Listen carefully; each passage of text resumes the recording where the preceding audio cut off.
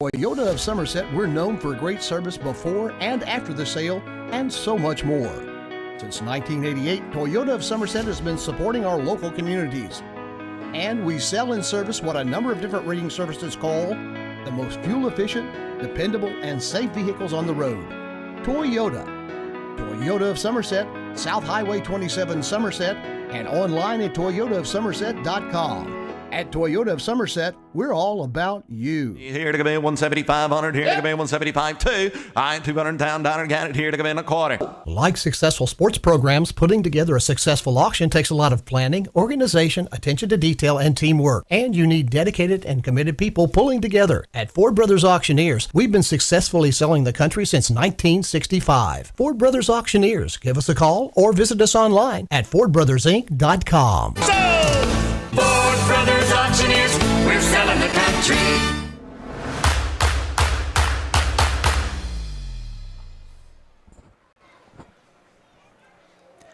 Live at Southwestern, it's Homecoming 2023, 30 years, and the district opener as the Warriors welcome second-year head coach Jason Chappell's North Laurel Jaguars to the reservation. Hello, my friends, alongside Michael Gregg, the boss man Kevin Lloyd, Captain Pat Harris, Jeremiah Jones, and Nick Hibbard running around this house somewhere. Toyota of Somerset High School Football, presented by Ford Brothers Auctioneers on Lake Cumberland Sports. It's the Buffalo Wings and Rings video game of the week. Michael, good evening. Both teams are all square at 2-2, hitting the turf tonight, but certainly want to be the team that's 1-0, not 0-1 in district once homecoming night is done. You bet. I mean, again, Southwestern started this season with a really tough slate. They did. But as far as the important matchups, tonight is district matchup number 1. So the importance of tonight is it's ratcheted up. Ultra important. It is ultra important. Yeah. Coach Foley wanting to get off to a good start here in district slate. Well, the push for the playoffs begins here, and it begins across our Lake Cumberland sports platforms as well and across the state in Kentucky. Toyota Somerset High School football presented by Ford Brothers Auctioneers. Southwestern, coached by Jason Foley, his 5th season at the helm. Coach Foley, 43-13 in 5 seasons here. Oh, by the way, the Foley tracker, 5 W's away from moving into second all-time wins list at Southwestern. Coach Foley, 62-19 overall. The Southwestern program, 212-144 in its 31st season. Just mentioned it, all square at 2-2. Last week, Michael Gregg mentioned it to Coach Foley in the Alton Blakely post-game show. That, to me, was nearly a perfect game, minus, of course, that opening drive fumble and a lone late defensive touchdown. Southwestern won at 42-7. It would be hard-pressed to get any closer to perfect. Yeah, it really was, and I think what Coach Foley responded to you when you asked, he said it was a complete performance. It was a complete ball game. And, absolutely. And his team played really, really well, and we had talked and we had asked Coach Foley about the defensive performance specifically because the way the season started and the defense was giving up a little bit too much. And just to say it bluntly, but they seemed to have righted the ship there. And going into last week's contest, I don't believe they had a sack at all. Picked up a few last week. They don't keep defensive stats, but they picked up a few, ratcheted up the pressure, and they made a really good Mercer team look not very good. That's very true, very true. You talk about that defense. Southwestern averaging 33 points a game. That's been bumped up the last couple of weeks. Defensively on the season, giving up 29 points per. That has steadily fallen since those opening 2 games. But the last 2 games, defensively, Southwestern giving up only 14 points per. And that's kind of what we've been accustomed to. That's exactly right. We've been spoiled around these parts. Yeah. And that's what we've been accustomed to seeing from Southwestern, that high-pressure deep. Southwestern has won 2 in a row after dropping their first 2 on the season. Your players of the game last week, Braxton Walters. Defensive player of the game was Owen Campbell, OC1. And the lineman of the game was Nico Pascarella. All 3 of those guys, and you lump in about 4, 5, 6 more, played extremely well against Mercer County. It was a team effort, honestly. It really was. And you have Christian Walden, who's just had a lights-out season thus far, and we've talked about the performances from some other Warriors. Jonas Gallagher been all over the field this season, and Southwestern just really last week again coming into their own. And the players of the game you mentioned just played lights out. Owen Campbell, super talented young man, and I know that may start to see him on the offensive side of the football a little bit more based on what Coach Foley talked to us about in the Coach Foley Show. We'll hear from the head Southwestern coach here in a second. Southwestern lid lifter in the district. They are the defending district champs. How many times in a row now? 4. How long's Foley been here? Well, this is his 5th season, so 4 in a row. 4 in a row. So, okay, there we go. He's batting 1,000. That he is indeed. 15th meeting between Southwestern and North Laurel. Southwestern leads the series 10-4. The Blue and Orange on a 4-game winning streak since 2020. They won not once but twice last year. The last meeting, round 2 of the playoffs here at the reservation. It was all Blue and Orange that night, 35-7. And then back on September 30th in London last year, that a 27-13 final score. But Michael Gregg, I'm going to take you back to that one real quick. Yes, sir. 10:01 left in the fourth quarter. It was a 14-13 ball game. North Laurel had just scored to pull within 1. They went for that 2-point conversion, and Southwestern got a big defensive stop. At that point, the game was won. Yeah, and these matchups between these two teams have been all-out war. Absolutely. There's really no other way to put it. And you've mentioned, and I don't think you've mentioned it yet, and I don't want to steal your thunder, but it seems like every single year when these two teams play, what does North Laurel end up having? A bye week They before. have a bye week. They have 2 Yeah. weeks to prepare for Southwestern, and is that by design? It doesn't hurt. It doesn't hurt them at all, but I anticipate tonight being as challenged. Yeah. We'll see. There's some personnel changes on that end of town that, the quarterback that we've seen there for 3 years in a row, he doesn't play in North Laurel anymore. He does not. And, Yeah. of course, I like that. That helps us. Oh, absolutely. In my opinion. But, North Laurel and Southwestern, they have had some wars Absolutely. on the turf, and I expect tonight to be yet another one of those. Other W's in that string for the Blue and Orange. They won in 2021 that game here at the reservation, 32-7, and in 2020 at North Laurel, 28-12. Toyota of Somerset High School football presented by Ford Brothers Auctioneers Realtors. North Laurel, coached by Jason Chappell, his second season at the Helmets Ball Club, 2-2, coming into tonight, all square, 500. A bye week last week, as Michael Gregg just mentioned. 2 weeks ago, they defeated Madison Central at home, 14-7. The week before that, they lost at home to Franklin County, 13-6. You go back to week 2 of the season, they won on the road at Whitley County, 19-7, and then week 1, they held a stout Bell County team to 19 points. North Laurel lost that season opener 19-7. Again, 2-2 on the year. And Uncle Greg, they're looking for consistency and to get away from that loss, win. They are. Something to do. Absolutely. And North Laurel's defense has kept them in every single game. Big question is, can North Laurel's offense score enough? Well, I jumped in here and looking at North Laurel statistics, Josh.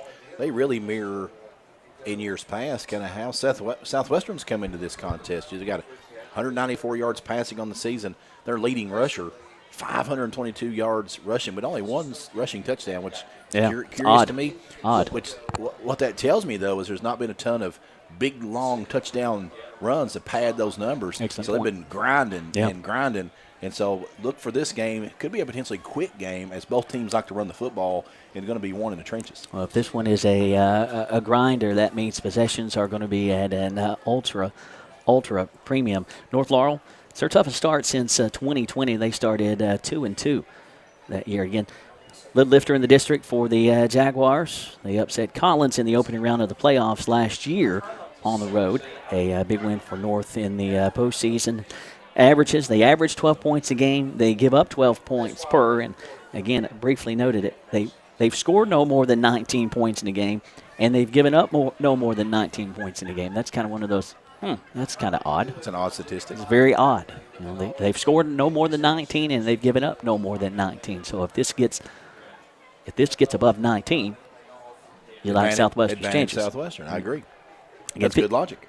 15th meeting between North Laurel and Southwestern. I don't know if it means anything, but it is decent logic. We shall see. Last W, 2019.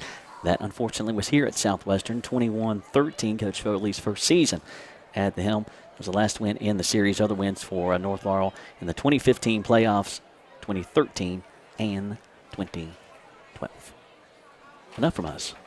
Let us hear from the head ball coach himself. It's the Coach Jason Foley Show on Lake Cumberland Sports. All right, this is Michael Gregg with Lake Cumberland Sports, sitting down with head ball coach Jason Foley, the Southwestern Warriors coach. We're in week 6 of the season, game 5 for you guys and your Warriors looking to face North Laurel this week. You had back-to-back wins after back-to-back losses to open up the season. And last week, Coach, you had a huge road win at Mercer where you dominated both sides of the football. Reflect on last week's performance. That was a big one. Yeah, that was huge. Going into the game, was going in Mercer County 4-0, had a lot of hype around them, and they're a very good football team. And I thought our kids came out, played a very well-rounded game, the most complete game of the season, both offensively and defensively. Many players performed at a high level, and I could tell for the first time this season we really started making strides and improving. And so that was really good to see, and I'm just excited to get going for the next one. So, Coach, this week you're back home. This is homecoming week, and you open up district play, and you welcome in the Jaguars of North Laurel. How important it is to start off this district slate strong, Coach? Well, that's very important. I mean, it's a tough district. We've got you got the likes of North Laurel, Pulaski, South Laurel, and Harlan, and it's a difficult district. But when North Laurel and us play, I mean, it's always a slugfest. They prepare. They usually get a bye week before us, prepare very well, and I know it's an important game for them, and it's an important game for us. I think it's two good football teams, so we got to make sure we come out and have our A game. So, Coach, start on the defensive side of the football. I think open the season, you give up 40-plus points in back-to-back weeks. The last 2 weeks you've had solid opponents, and defensively been pretty stout. Going into last week's contest, I don't believe your team had registered a sack, and I know last week you picked up a few, just seemed to ratchet up the pressure against Mercer County. Defensively this week against North Laurel, what are going to be your keys defensively against the Jaguars? Well, you've got to stop their run. They're a run-heavy group, especially this year. Last few seasons they've been a little bit more balanced, but this season much more run-heavy. They've got the two backs, Gregory, who I think's fourth in 5A in rushing right now, and they've got a couple other kids that rush the ball well too. So we have to stop their run, and that's our primary focus. Now you can obviously you got to be able to cover the pass at times, but I think the key will be trying to stop their run. And then offensively, Coach, you've been balanced for the most part this season. Last week you got back to that traditional powerhouse Southwestern running game and rushed for over 400 yards. This week, offensively, what are your keys to victory? Well, it's a big challenge for us. If not the best defensive team we've played, definitely one of the top two that we've played this season. They have held all of their opponents to low-scoring margins. I think 3 of their opponents they've held to the lowest points per game on the season. A bunch of really good players they have defensively. So we got a challenge. We're going to have to be balanced. I think, if we try to do one thing, they've got the ability to shut it down. So we got to be able to mix the run and pass and keep them off balance. But I have confidence in our kids. I think throughout the season we performed well offensively, and I think we're getting better. So, Coach, injuries are just part of the game, and here we are at week 6. Can you give us an injury report, how your Warriors doing there in that front? Well, like you said, there's always going to be a few injuries here and there. But Colton Goff, he's coming off a MCL sprain, so probably not going to have him this week. Look to have him back next week. We're excited to have Nick Tucker back. He will be back with us. He wasn't with us the last game, so we're definitely looking forward to that. As far as a couple of our young Owen Ashbrook, he's going to be out this game. He's still dealing with the shoulder issue. Outside of that, most of our other kids are starting to get back. Zabry Cox is back in action. He's one of our sophomores. I'll be seeing some special team action. But other than that, just a few bumps and bruises, and we're going from there. Coach, any shout-outs you want to give out this week? Kids hitting it hard in practice for you? Well, 2 freshmen that's really stood out this week, that's skill kids. Bryton Burton, he plays slot receiver for us, plays some outside linebacker, and he's had a phenomenal week. Actually may see him some action in this game because he's really playing well. Jordan Lewis is another freshman, plays running back, linebacker for us, and just an extremely aggressive kid, and he's really did an outstanding job. And then I want to brag on Joseph Miller. He's a freshman center. Those guys have been part of our prep. We call them the prep squad, which is old school terms for scout group, but they're our prep squad, and they've really helped to prepare our offense and defense this week for North Laurel. Well, Coach, good luck this week as you start off your district slate here at the reservation. Also, added bonus of being homecoming game. And as always, thank you for taking time out of your busy schedule to catch up with us. And good luck this week, Coach. Thank you, Michael. Appreciate it. This has been head coach Jason Foley on the Coach Jason Foley Show here on Lake Cumberland Sports.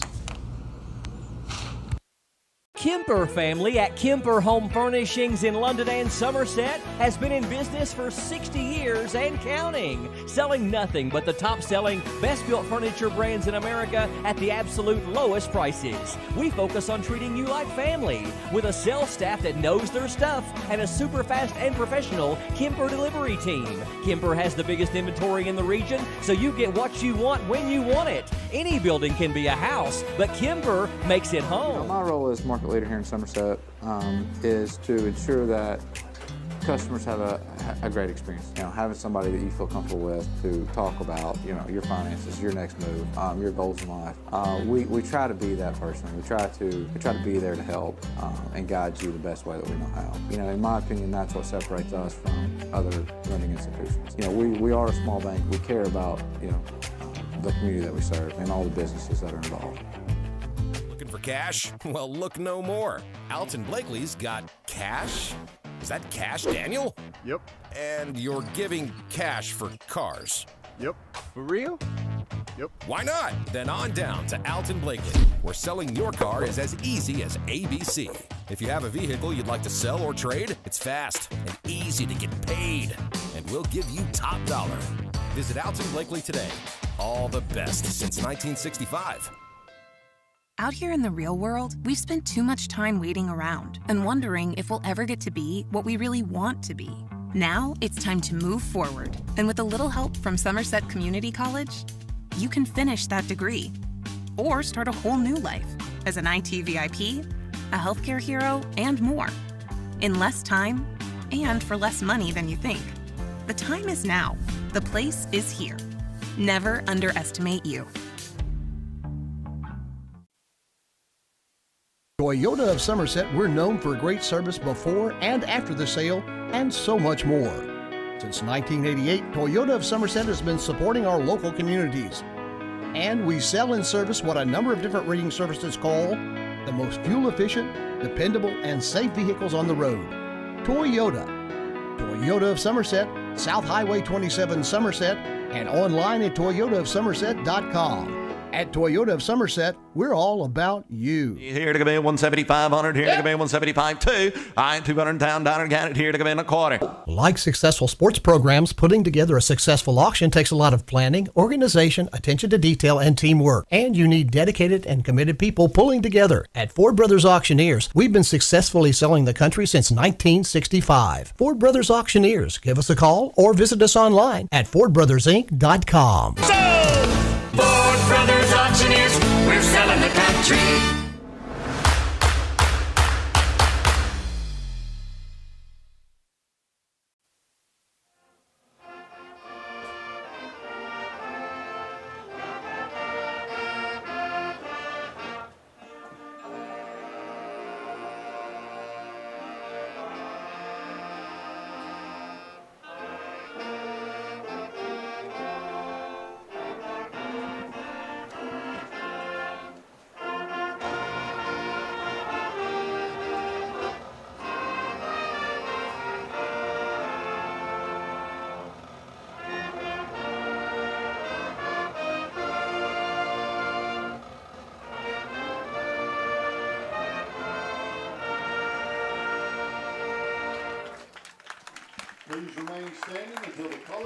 We are back at Southwestern High School. You have just heard the last of the national anthem, and we're going to talk about our injury report. It's sponsored by Lake Cumberland Orthopedic Sports Medicine. Dr. Jesse Pace and Dr. Patrick Jenkins of Lake Cumberland Orthopedics Sports Medicine for athletes of all levels, from the weekend warrior to the professional. At Lake Cumberland Orthopedics, our goal is to get each patient back to the highest level of physical activity possible. We are proud to support local athletics by serving as team physicians for Lindsey Wilson College, Southwestern, Somerset, Pulaski, and Wayne County High Schools, and other athletes throughout the Lake Cumberland region. Be sure to check out our Facebook page each week for our Lake Cumberland Orthopedics Student Athlete of the Week. And Josh, I'm going to try to talk from memory here as far as our injury report goes. I know that when we met with Coach Foley earlier this week, he certainly mentioned that Owen Ashbrook was a name that played some big minutes last week, and he's been suffering from a shoulder issue. A shoulder keeps popping out on him, and so he's not going to be suited up tonight. And he played well, I felt like, last week, particularly on the edge defensively. He was able to contain the speed of the quarterback from Mercer County, so that's a weapon that they're going to miss tonight. And then he also played on the offensive side of the football at tight end and played well. So that's a young man you're going to miss tonight. Christian Walden was a little banged up. He's going to go, but a little banged up, and so I'm not sure he's going to see the normal workload that he's had in weeks past. And that was an eye-opener when we mentioned Walden. I'm like, ooh. Yeah, and Coach mentioned a specific play that you said you noted. It was a run last week where Walden ran out of bounds, and he just never does that. That's true. And they said that was a sign like he was struggling a little bit there and went out of bounds. Zach Benedict was a name that we were told was not going to suit up, and he has suited up and been warming up. Now, whether he plays or not remains to be seen, but he was a young man who's a freshman that played some minutes at QB last week, scored a rushing touchdown, and I think, if I recall, maybe he's having a quad or a thigh issue. And were there other names, Josh, I'm missing? Well, Walden and Benedict were the two bigs, and I think Coach always kind of says, look, it's about halfway home. It's contact sport in the season, so you're going to have those dinks and those ills, and it's about managing those and getting the treatment that you need and get them worked out, stretched, or getting what you need done through the week to get you prepared for tonight. But Walden was when he mentioned Walden's name, you mentioned it, him going out of bounds, avoiding the contact, not taking that hit. He said that injury actually happened for Walden going into the half, so it was in the first half. He played. He played the whole game. Yeah, after you thought about it, I was like, okay, well, he was kind of really not himself or limited, but there were other options that Southwestern was going to, so I thought it was disguised well, and when he mentioned Walden's name, my eyes got really big. Yeah, so those are some things to keep in mind with our Lake Comer Orthopedic Sports Medicine injury report. Also, we need to talk keys to the game, Josh, and this week may be one of the few opponents that Southwestern will see where Southwestern may be game plan-wise anticipated to throw more passes through the air than the opponent, because both of these teams are going to be ground and pound, run heavy offenses. Again, we talked about it in the lead in. This may be a quick game because of that. It's going to be ball control, and I feel like because of those things, the keys are going to be the big boys up front, and that happens to be one of Southwestern's strengths. Absolutely. So I feel like that plays into their strengths. Those big hogs up front, they do what they do. And, man, do they do it well. Those big dirty hogs, and we talked about those guys so much last week, and always love to talk about those guys that, absolutely get it done week in and week out. And last week, they played 4 full quarters, and it didn't look like there was a dirty uniform on any lineman. No, and they eclipsed 400 yards rushing last week. And it was a grass field. It wasn't turf at Mercer. It was grass field, and they didn't have any stains on their jerseys. And they averaged right at 10 yards a clip. So, I mean, if they can have that kind of performance tonight, that's going to bode well for Southwestern Warriors. So the keys to the game are brought to you by Whitus Cabinets. At Whitus Cabinets, they provide their customers with friendly service. They value your business, and it is their mission to provide reliable products and services. The courteous and professional team at Whitus Cabinet Design Center can turn your vision into reality. Visit the Whitus Cabinet Design Center on the corner of South 27 at Slate Branch Road. Learn more about what they can do for you. You mentioned those big hogs up front, and those guys, it kind of starts with the center, Nico Pascarella, and I heard Coach Stoops mention this week he's having some issues with his center and trying to figure some things out. Well, Coach Stoops, I know a guy. I know a guy. Nico Pascarella kind of starts there with Nico. He's been the steady snapping hand for 4 full years. As dependable as they come. Yeah, Coach Foley's been living the high life with Nico, and you go to your guards, Cooper Garman and Devin Leclerc, and you know what Cooper and Devin can do, and then you go to the tackles, and big Cole Pierce, the pancake maker, and Tyler Russell. Those guys, you know what those guys can do. You can really see those guys when Southwestern's running the ball, being on the tackles, and sometimes it's harder to see the guards in that front. Man, when those guys up front are pushing that weight around, it's a beautiful thing. It absolutely is, and that's one of Southwestern's strengths. That's rely upon, and those guys want to know. You know, when we come out of the box, they do. They want to know what was the rushing numbers, because that's something that's a sense of pride. They want to control the line of scrimmage. Yeah. And it's funny you mentioned that. Going with you last night to the Coach Jason Foley show, that's one of the goals. I saw it with my own eyes on a sheet of paper. One of the goals was for the lineman, rush for 300 yards. Rush for 300. Yeah, yeah, and that goes to some. I mean, when we're talking on the air, you're hearing Walden's name, and Walden does a phenomenal job. And he would tell you himself, all that's made possible by those big boys on the line of scrimmage. It absolutely is. And Coach Tank does a great job with those boys, and he has this Coach Foley era. You know, we've been spoiled. That's been something that's been a staple of his, taking over when he did, and 4 back-to-back district championships, and High Cotton now still lining from you, but Southwestern looking to do more of the same here tonight against a district foe that has been anything but an easy out for Southwestern in Foley's era.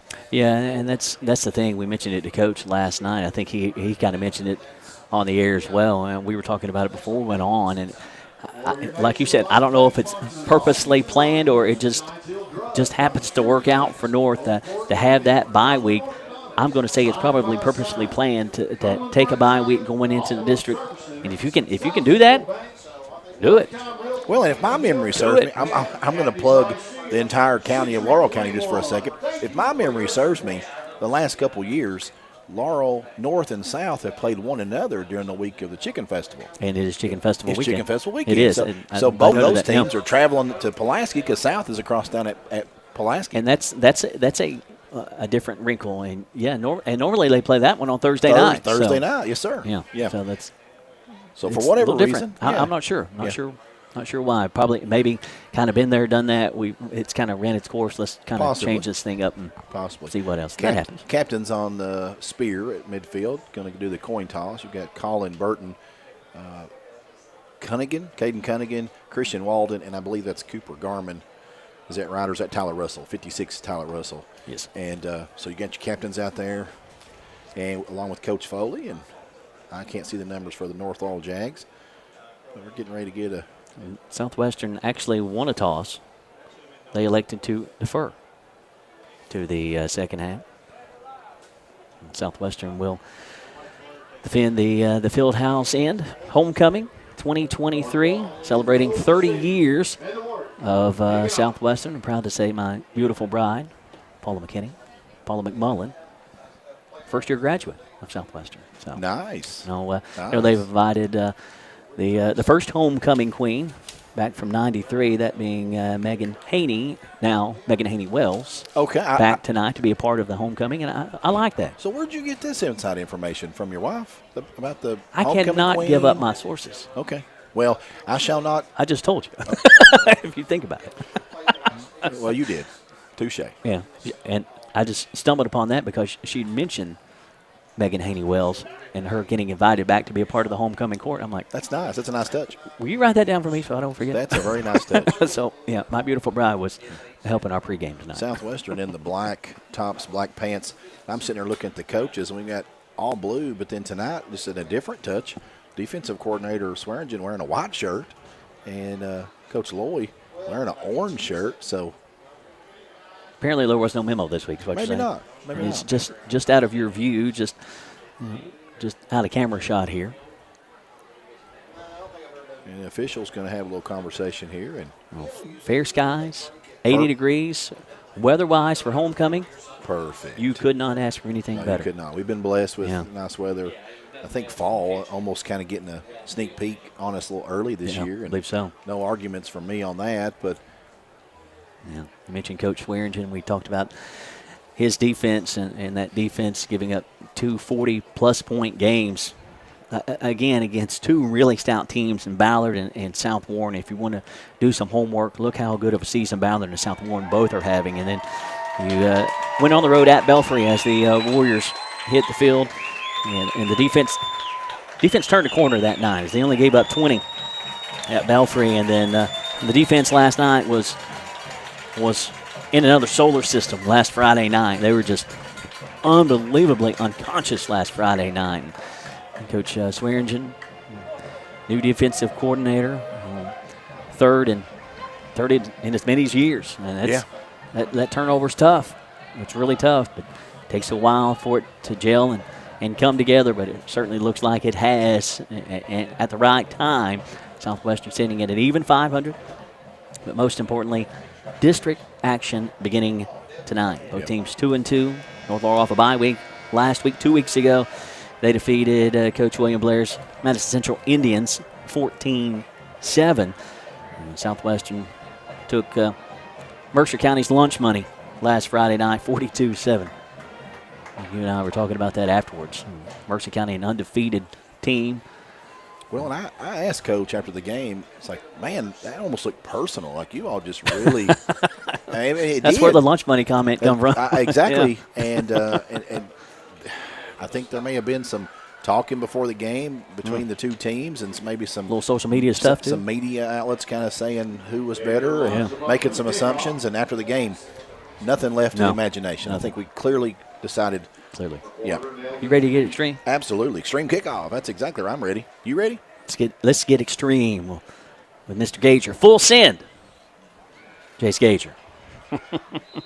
I thought we were ready to fight in the parking lot last night. Someone was yelling at us as we were walking across the parking lot. It was Gager. Extreme audio kickoff. Gager likes to get extreme. He can make a tackle. That will picked up at the 15-yard line. Back to the 20. Nice block, 25. And run into a man. That would be Carter Kelly on the return up near sideline for the Jags. North Laurel in the all-white unis. Trimmed in chrome green and blue. Southwestern in the all-black unis. Trimmed in orange and blue. And follow college football. North Laurel's logo a la EKU with North and Jaguar colors. Green and blue. Southwestern with the spear. Fear the spear tonight. Warriors up with 3 hands in the turf. As Morgan brings them to the line. Trips to the left, one to the right for North Laurel. Gregory in the backfield. Quick throw. That's too tall. As Hibbert applying the coverage. Conlon trying to time it and jump that route. That was too tall of a throw. Morgan going to his quick out. If you would have told me North Laurel was going to start with a pass, well, I would say I'm driving tonight. Agreed. Trying to catch them sleeping. Yeah, absolutely. 2nd and 10, just underway. Thanks for joining us for Toyota of Somerset High School football, presented by Ford Brothers Auctioneers. An official timeout, and I see 4 down linemen in the game. We've not seen that from Southwestern this season, but Coach Foley alluded to it. That they're going to stack the box because of that run-heavy offense from the Jaguars. Yeah, he mentioned he was going to take one away, deep to load the box, and I can see that. It's like I mentioned to him, if North Laurel's going to beat you, you're going to make them beat you with the pass. It's a clock issue. We've got it set back to 11:48. Nicely done by the crew. As North keeps it on the ground, left side. It's Gregory off left tackle. Short yardage. Cowboy ends up on his keister. Leclerc also in on the action. Pierce makes the stop. It'll be 3rd down. Pierce, that's a new name on defense. We've not seen a ton of Cole Pierce on D. That's what I was trying to figure out. Yeah, Cole Pierce, number 76. That's what's throwing for a loop, and Elijah Ray in that stop as well. I had to didn't trust my eyes. 3rd and 9. So North Laurel behind the chains here on their first drive. Southwestern won a toss. That doesn't happen often. Coach Foley and the Warriors on defense first. North Laurel behind the chains. 3rd and 9 here. They started early. No flag. We're going to look at the throw. Fires. Incomplete. Owen Campbell, OC1, applying the pressure. His intended target was Chapel, and it will be 4th and 9. And Southwestern's defense gave up a lone yard. Yeah, it's a nice good initial drive. Yeah, 1 yard, you'll take that. Speaking of Campbell, he will drop back to return this punt. Straight up 11 minutes to go. Thanks for joining us. Buffalo Wings and Rings video game of the week. 4th and 9 here for the Jags from their own 26-yard line. Hunter stands inside his own 15-yard line. Flags. Flag on the play. Colin Mills getting ready to lay the leg hammer to it. It'll be a false start on North Laurel, so that'll back them up. 4th and 9 becomes a 4th and 14. So 11 minutes to go. Southwestern looking to come out with great field position here. Maybe points with a speedy Owen Campbell stalking the Southwestern logo just out of our camera shot by Jeremiah Jones. Collier inside his own 10 now. Lays the leg to it. Beautiful spiral. Campbell calls for the fair catch, dropped it, picked it right back up. Nicely done by Campbell to recover. And Southwestern will start on a short field, 1st and 10. Right on the spear and the Southwestern logo, right to left for the blue and orange. And the home folks come to life on homecoming night. In just a second here, Josh, to get this. A pretty good punt from Mills. 45-yard line. A line drive. You couldn't have thrown one with any tighter of a spiral. Oh, it was pretty. Well, Southwestern going to get a first crack at it. And, you know, they've held that North Laurel offense and be really nice momentum-wise to get ahead up here. Absolutely. Chess match has begun. It certainly has. Who's going to blink first? And Southwestern. Odd, taking a timeout with 10:50 to go. As they were trying to come to the line. Now they're on the same page. Interesting. 10:50 to go. A Ron Shaw Realtor timeout taken by the blue and orange. The name to know when you and your friends and family are buying or selling real estate is Ron Shaw with Weikert Realtors Four Brothers. Ron has a long-standing history of community service and is a proud supporter of youth sports in the Lake Cumberland area. Ron truly cares for others and works hard for all of his clients, no matter the size or value of the property that they are selling. You can contact Ron Shaw at 606-271-0774 or email him at ronshaw45@gmail.com. That's Ron Shaw at Weikert Realtors Four Brothers. An early timeout taken by Southwestern. Don't see that a whole lot. Yeah, unscripted. Yeah, that's 1st and 10 for the blue and orange. Right to left here. Wishbone set behind Burton. Hands it off to Walden. Inside left tackle gets popped. At the line of scrimmage, he'll fall forward 4 yard. Holmes Evans and Jude McWhorter head on the stop. Gain of 1, 2nd and 9. That hole was there, and all of a sudden the Jaguars filled it up. We talked about the defensive performance Yeah. early this season for the Jags, so they've got a stout D. Yeah, who's going to blink first? North Laurel defense hasn't given up more than 19 points a game. Likewise, the offense hasn't scored more than 19 points in a game. Strong side of the line to the right, and movement everywhere. Who went first? 57. Yeah, it would be on the blue and orange. That'll back them up. So 2nd and 9 becomes the 2nd and 14. That's Nicholas Tucker playing tight jumbo package and just got a little anxious, got a jump start. Can't do that. 2nd and 14, and these opening series possessions are mirroring one another. 2nd and 14 for the Warriors. We're on 41 here. Shading to the near home hash. Box is full of Jags. Growling. Burton surveys them. Takes the handoff left, goes right to Walden. And Walden stood up. A short gain, and you immediately see what North Laurel is going to do. They are going to take away Southwestern's run at all cost. No gain. 3rd and long. This one might be quick. Well, I suspected that was a possibility, but I will say, passing game for Southwestern has looked nice. Yeah. And Colin Burton has a really nice set of receivers at his disposal and has used. Here we go. We're going to get to see him in action. Caden Hewitt will split bottom of your screen. Burton operating out of the gun this time. Trips top side. Jags jump out of it. Burton under pressure. He will be sacked back at the 30-yard line, taken down by a Jaguar that had great pursuit. He was blocked, shed that block. Elijah Hammonds, and Southwestern is going to boot it away as Burton took a big sack. He was rolling that way, and he sealed his fate when he went that way. And Hammonds able to fight through that block. And not how you script the first series. Not at all. You held North Laurel to 1 yard, but North Laurel came back and got you for a -14 And so this one's going to be one in the trenches, and you can already see that that's the case. The Warriors will boot it away. Line drive punt that Campbell will come get. And Cowboy will kill it at the 35-yard line for Elijah Hammonds. So we've got on our roster his first sack of the season.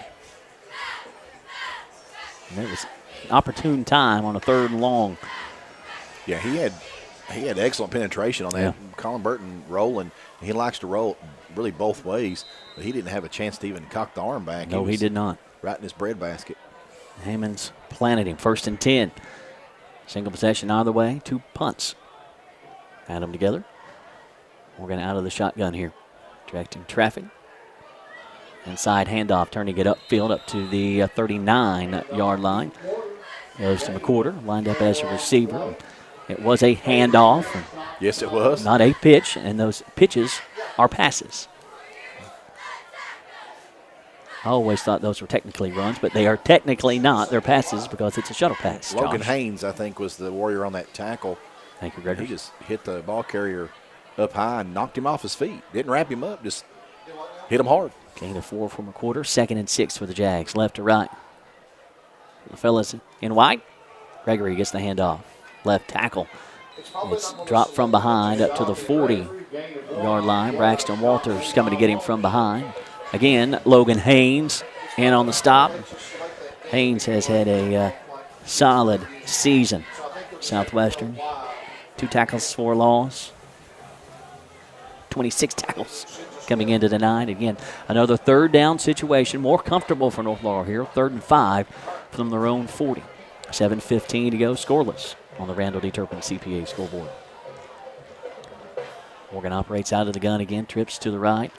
1 back to the left. Gregory in the backfield with him. Morgan looking to throw, fires. That will be caught at the 1st down marker as the reception goes to Chappell. An initial indication is he's right at it, but he will be short. He got a terrible spot. Of course, he was coming back to it. It's all where he caught it at, the forward progress. It's going to be a solid yard short, and it's a yard short. 4th and 1 decision time here for Coach Jason Chappell. 4th and 1 from her own 44, 6:30 to go. What do they do, Josh McKinney? Well, I know what Coach Foley would do. And North Laurel is going jumbo package. They will go for it. 4th and 1 from their own 44. The box is full of Warriors. Quarterback keeper. Nope. Hands it off. Lost the football. It's on the deck. Haynes has got it. Logan Haynes. Right man, right time. We see it. 3-2. Haynes picks up the fumble, and that's something Southwestern's defense has done exceptionally well the last couple of weeks. You know, forcing those fumbles last week, that was an unforced error on the exchange from quarterback to, he tried to get it to the running back, and he kind of muffled it before he even got it to him. And Haynes had great penetration, right place, right time. Logan Haynes picking up the fumble recovery. That's a big momentum swing. Yes, it was. In favor of Southwestern. And Campbell had 2 fumble recoveries last week, and Gallagher had 1. We were missing 1. I think Campbell got 1 more than what we thought he had. Burton out of the shotgun. Braxton Walters straight up the gut, stood up at the line, still pushing and shoving. Again, tough sledding early for the Southwestern backs. It's the longest run of the night for a Southwestern back at 2 yards. Both teams going to have to earn it on the Absolutely. ground. Both teams know what they like to do. Defensively, they have planned for that. 2nd and 8. 6:18 to go, he tried to say. Warriors trying to convert a turnover into points. They go 4 wide and Hanson near home sideline. Burton by his lonesome, looking for the quick throw to Cunningham. Had the knee down. Back at the 41-yard line. Cunningham trying to get under it and had a knee down, and that will be a loss of 4. It has not been a pretty start for Southwestern offensively. I had to take that timeout with 10:50 to go. I'm not sure what's up.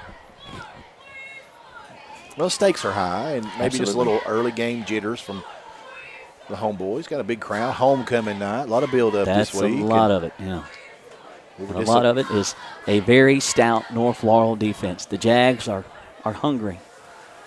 They felt like it's their year for several of the last few years, and thinking it is this year as well. Burton back to throw, looking, still looking. Nothing there. Going to chuck one underneath, and that will be picked off inside the 30, back to the 35-yard line. I think that's Holmes Evans on the INT as Burton tried to force it in to, I think Cunningham was the intended target.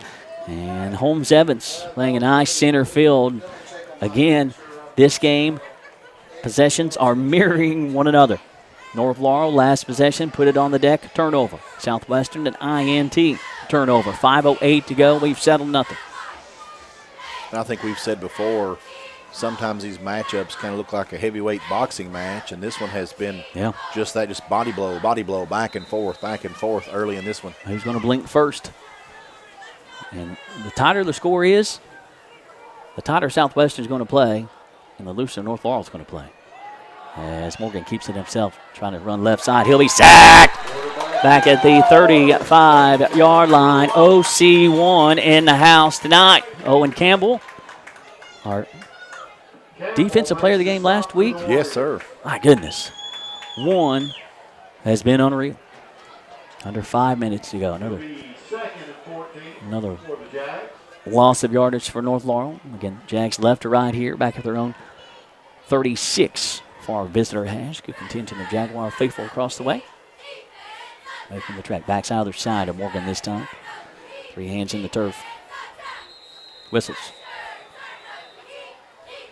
What this will be. Called defensive offsides. That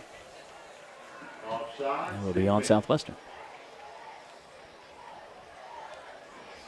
We'll set it at 2nd and 9. After the sack of 4 yards. 4:26 to go. Scoreless on the Randall D. Turpin CPA scoreboard. And as hard as yards have been to come by, you do not want to give up 5 yards at a chunk on That's the truth. a penalty. That's a massive run early in this one. Yes, it is. Excellent point, Michael Gregg. Morgan surveying here. Plenty of time on the play clock. 15. Got backs either side of him. 2 to the right, 1 to the left. 3 hands in the turf. Dropped it again. It's on the deck again. Who's going to get it? Morgan's there. Another Warrior there. 2 more Warriors are there. Cunningham and Ray was there, but Morgan able to fall on it this time. And it's 3rd and long for North Laurel. An auspicious start for both teams, let's just say. And something I'm thinking right now, let's go ahead and say it. You mentioned you were bragging on our Nico Pasquarella. The QB quarterback exchange, so important. And we're having some issues. North Laurel's having some issues early in this one. We've been blessed in those 4 years. Amen. Nico is dependable as they come at that center position. Absolutely. I'd like to brag on our boy because he's earned it. He's our boy, and he's absolutely earned it. Morgan looking to throw, fires behind his receiver. That'll be 4th down. Intended target for North Laurel was Elijah Miller, and you see, North Laurel, having to find another quarterback as was it Warren that had been there? Tucker Warren. Tucker Warren had been there forever, and again, and this Morgan. Senior, go ahead. Well, I was going to say this senior class. When these folks were in 8th grade, I remember very well. Southern Middle, North Laurel slugged it out. North Laurel won a state championship with this class with Tucker Warren at the helm. And, of course, he's no longer at North Laurel, and you sailed the ship with a new captain. Absolutely. And do with what you have, and Hunter Morgan, a junior, stepping in to fill that role as Morgan Mills will send it away. Campbell, again, calling for the fair catch. Warren will tuck that one away tightly at the 33-yard line. 3:13 to go in the opening quarter. Scoreless on the Randall D. Turpin CPA scoreboard. 3rd possession for North Laurel. Pretty punt. It was. That's one of those punts that allows your coverage to actually get down there and make a play. And that's why you see Campbell calling for those fair catches. You don't see that a lot, but Collier Mills can boot it. Junior place kicker, punter. Does a great job, Coach Chappell. Coaching his 2nd year at North Laurel. I'm not saying Coach Chappell's old. He's been around. We've heard his name in the district before, here and there. well tenured. Good coach, good man. Burton fires far sideline. It'll be complete up to around the 41, 42-yard line. Caden Hewitt, pitch and catch. Burton to Hewittown. Big gain. That's a monster gain. A gain of 9. Yes, it is. 2:50 to go. Now build on that momentum. That was a huge chunk of yards. Hewitt checking out, and Gallagher, who has been possibly the defensive MVP of this early season, checking in on offense. Cowboy offensive rep, top side to near side. That's the wide side, back side of side of Burton. Walters gets the carry and made the cut to go for the stick, and looked like he was leaning, got off kilter, and his legs short. His legs just went out from underneath him, and Turf Monster got him. Again, a third down facing Southwestern. A whole lot more manageable than what the previous third downs have been. 3rd and 1. Southwestern at their own 42. Neither team has got across midfield. Am I accurate on that? You are, and has the other team had a first down? You are correct, sir. I don't think we have. No. I think we're still waiting on it has been slim pickings. 3rd and 1. Walters again looking for the first down of the night, and I believe he got it. He'll get up to the 45-yard line. Camper Furniture first down with a $1:46 to go in the opening quarter. There we go. That is what we're doing tonight. Yes. Defense, baby. Defense. And again, possessions. We mentioned it was a possibility in the pregame. Possession is going to be at a premium. Got to take care of the football. Going to be important. First down coming with 1:46 to go in the first quarter. That's getting it done on the defensive side. Offense got to step up. 1st and 10 for the Blue and Orange for their own 45. Burton long snap count here, looking to throw as that ball will be tipped as it was intended for Walden. The lineman will pull it down. Tyler Russell. Yeah, Russell. Alert to pull it out of the air. Russell will lose 3. I'm going to give him a reception on that, though. I don't know how else to log it. You have to. Loss of 3, but that's heads up because that could easily have been a Jaguar settling under it. Yeah, and it could have been a pick 6. That was in danger zone. If that pass gets completed to Walden, he's in a bubble where there's nobody 3-4 yards around him. Burton just couldn't get it over top of that defense. Walden goes in motion. Burton calls his own number, looking to roll inside left tackle. There's nothing there. In between the tackles, North Laurel is just burning up Southwest. Under 30 seconds to go in the opening quarter. Burton did manage to get. They gave me a yard. Yeah. 3rd and 12 is what I have. Short gain. 15 seconds to go on the game clock. So it will be a 3rd and long facing Southwestern again. Warriors seem content to let this one run out to zeros. And they will. We are quarter in, scoreless on the Randall D. Turpin CPA scoreboard. We'll step away, get a word from our sponsors, and we'll be back momentarily. Toyota of Somerset, we're known for great service before and after the sale, and so much more. Since 1988, Toyota of Somerset has been supporting our local communities. And we sell and service what a number of different rating services call the most fuel-efficient, dependable, and safe vehicles on the road. Toyota. Toyota of Somerset, South Highway 27 Somerset, and online at toyotaofsomerset.com. At Toyota of Somerset, we're all about you. Here to come in 175-100, here to come in 175-2. I 200 down, got it here to come in a quarter. Like successful sports programs, putting together a successful auction takes a lot of planning, organization, attention to detail, and teamwork. And you need dedicated and committed people pulling together. At Ford Brothers Auctioneers, we've been successfully selling the country since 1965. Ford Brothers Auctioneers. Give us a call or visit us online at FordBrothersInc.com. Ford Brothers Auctioneers, we're selling the country.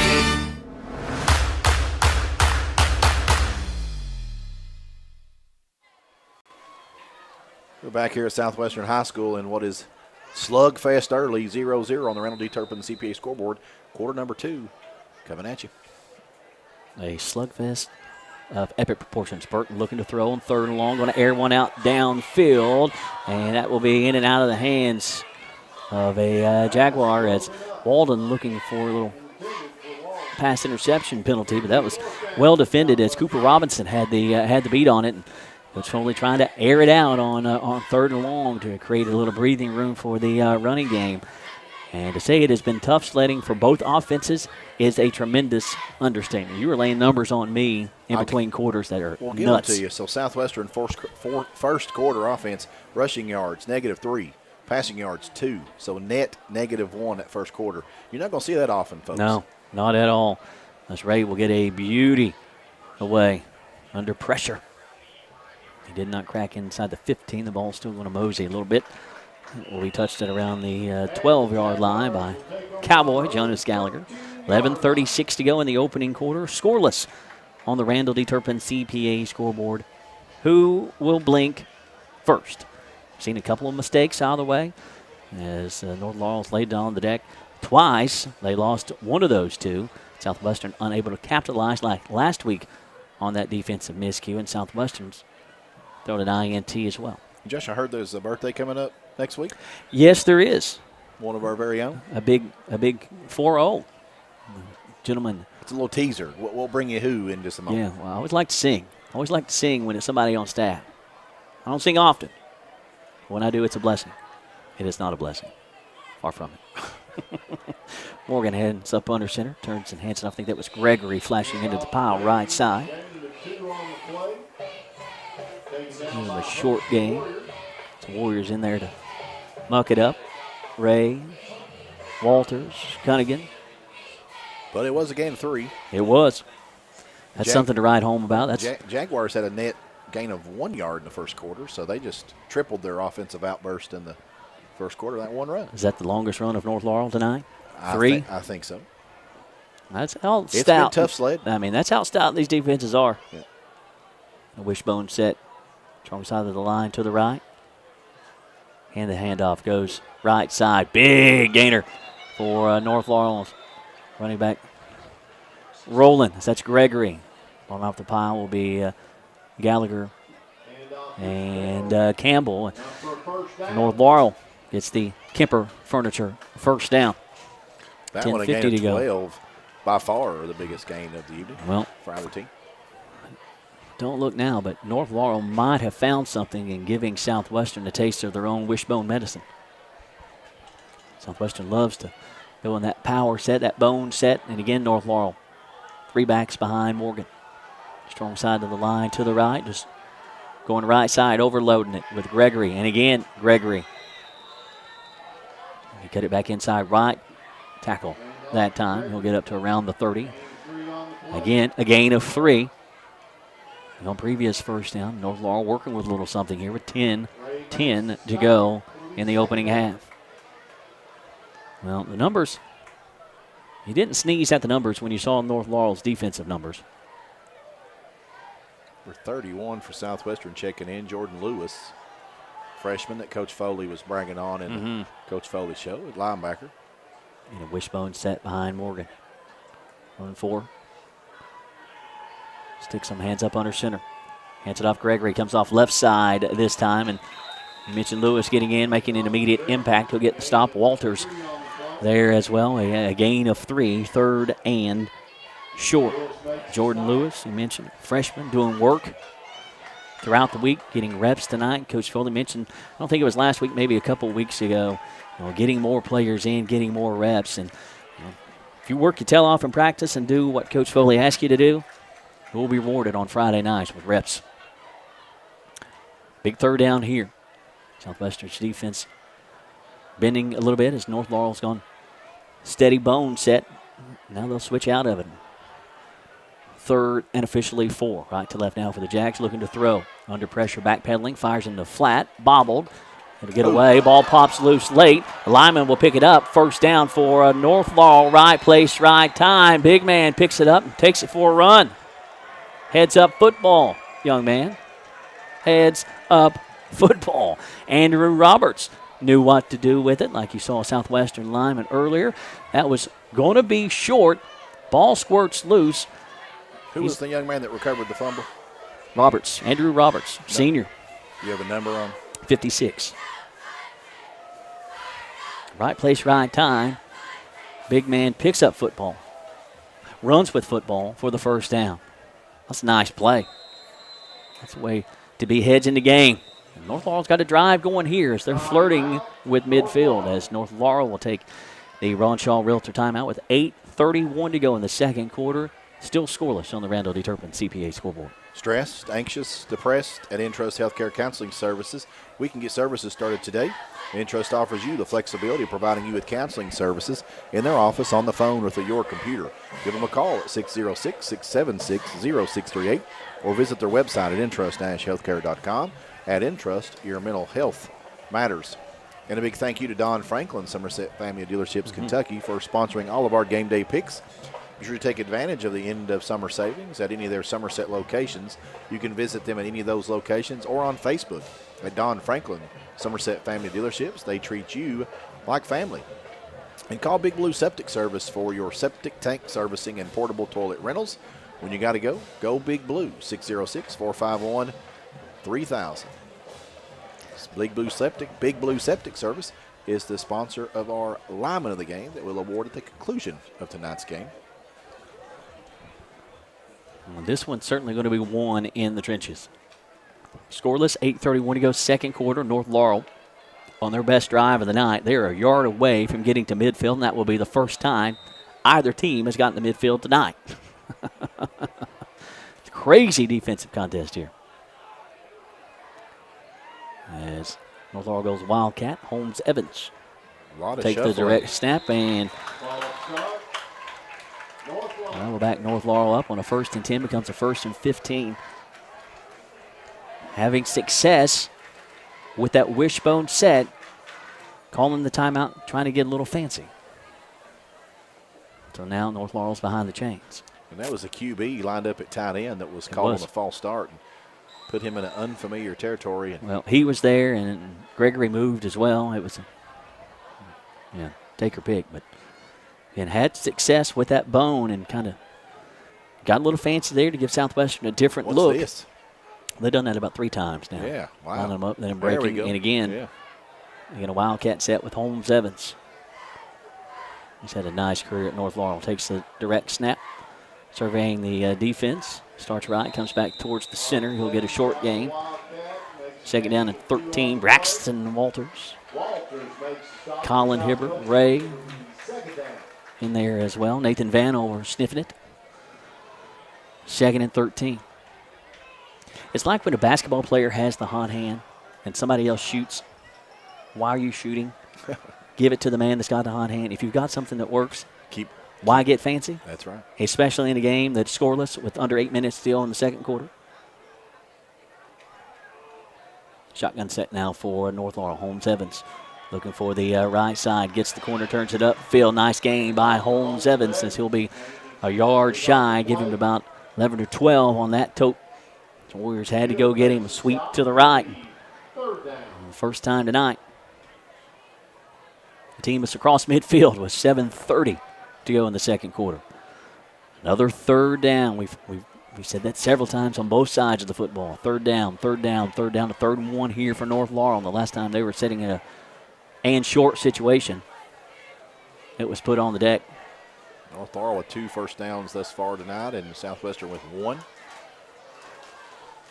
Who's going to blink first? And a shotgun set for the Jags. Single receivers either side. Handoff goes to McWhorter. He'll have the first down off right tackle inside the Southwestern 40 to around the 38-yard line. The Chains will move. This by far the most successful drive either way in this one. And it's been a clock-killing drive. It has been.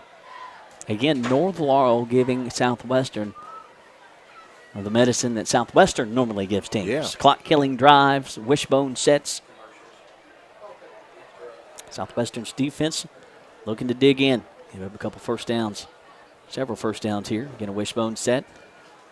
Gregory goes straight up the gut and gets stood up after he gets to the line. And getting him squared up, getting him stood up. Jordan Lewis. Square. How about you, Jordan? That was a nice tackle. From the young buck. Absolutely. Young buck doing work. Called upon a couple minutes ago. Made an immediate impact. It's almost like this Foley guy kind of knows the buttons to push, right? Like moving a wide receiver to a fullback. and back and back again. Yeah. 2nd and 8. And a shotgun set for North Laurel. Single receivers either side, backs either side of Morgan. And whistles. And North call timeout right as that one. Ooh. Hey, late. Ron Shaw, Realtor. Timeout taken by North Laurel. They have one left, 5:47 to go, still scoreless. Josh, I missed our read for our Extreme Audio kickoff. I assumed I was going to get to do another one, and it's yet to have another kickoff, so better do that. Yeah. Extreme Audio, the leader in South Central Kentucky for all of your auto and marine audio and video needs. They have new head units, speakers, amplifiers, video screens, backup cameras, navigation, window tinting, and so much more. They can outfit your car or truck, your boat, or your side-by-side ATV. Stop in today and take a look and listen for yourself. Located on the corner of Parker's Mill Road and Rowena Drive in Somerset. And keeping stats and a correct score is important to players, coaches, and fans. And the same can be said about keeping your taxes and finances in order. For over 26 years, Randall D. Turpin CPA has been doing just that. If accounting is not your thing, then let the pros at Randall D. Turpin CPA do it for you. Proud sponsor of the Randall D. Turpin scoreboard, located on Parker's Mill Road in Somerset. 2nd and 8, 5:47 to go. Second quarter, scoreless on the Randall D. Turpin CPA scoreboard. Let's take you in the Coach Chapel huddle there. North Laurel huddle. Far visitor sideline. Good contingent of Jaguar faithful. On hand tonight, Morgan looking to throw under pressure late. Fires in and out of his receiver's hand. Sticky defense by OC1. Owen Campbell, nice defense one. Intended target was here's Igsby, and that will set up another 3rd down facing North Laurel. North at the Southwestern 37-yard line, and no doubt no man's land here you would anticipate for Coach Chapel. Yeah, defensively a favorable 3rd down if you're Southwestern, but you want to contain this one here because it is, like you said, inevitably 4-down territory here for the Jags. Warrior defense has given up all the first downs of the game on this drive, trying to bend but not break. 3rd and 8. Morgan looking to throw. Whistles. Stop it. That will be on North Laurel. False start on the Jags, so that'll make it a little more difficult. Of course, a triple header of action for you. We are your Buffalo Wings and Rings video game of the week. District action for PC across county. So they take on the South Laurel Cardinals. And Somerset versus Lincoln County, 6-0. Second quarter for the Jumpers. We have an update from Pulaski. No update from PC. Okay. And interested to see how that game turns out. So 3rd and 13 here after the penalty. Morgan looking to throw again. Good protection this time. It breaks down late. Going to fire. He pump fakes. Fires downfield. Picked off by Cowboy at the 12. Back to the 20. 25, 30. Cowboy surveying the defense. Gets popped. Spin move. Maytag action at the 35. 40. Midfield stripe. Jonas Gallagher. Yes, plays a little baseball. Plays a little center field. Put me in, coach. Jonas Gallagher. Take it away, son. Nice center field. Nice return. Southwestern setting pretty with 5:15 to go. Morgan sold the pump. I have no idea how he held on to that football. That was an epic pump. Held on to it. Slung it late. Cowboy picked it off. The INT for Jonas Gallagher. The Southwestern Warriors looking to break midfield. As they will say, Cowboy was out at the 48-yard line for Gallagher. That will be his second team high, 2 INTs on the year for 1-0. And honestly, Josh, he picked that off at the 12-yard line. Returned that's a 36-yard return, which is important because, again, offensive yardage been tough to come by. Gallagher just got a chunk himself. 1st and 10, blue and orange. Burton looking to throw. Pressure breaks down, rolls near side. Flag will fly. Burton chucks it out of bounds. He gets hammered into the turf. As taken down hard by John Miner. And that will back Southwestern up. Holding on the blue and orange. Southwestern has looked like a different offensive team than what we saw last Friday night. Well, again, I think that looking to break the ice, and both teams jockeying for position, and neither team able to get an advantage. So both teams playing tight. That will be a huge penalty. Well, back Southwestern up to inside their own 40, in between the hashes at the 38-yard line. 5:08 to go in the second quarter, a scoreless contest. Who will blink first? Couple turnovers for North, one for Southwestern. First and a long. Burton rolls near side again, looking, nothing there. Cuts back across the grain, looking downfield, has a man short, too tall for Owen Campbell.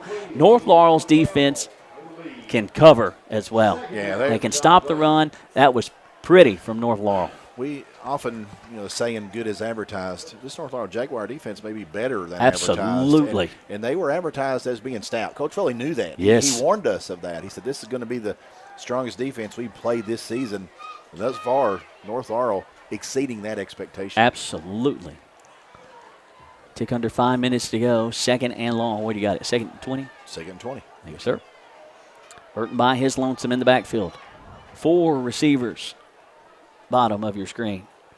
Warriors looking to get something going. Quick hitter to Cunningham.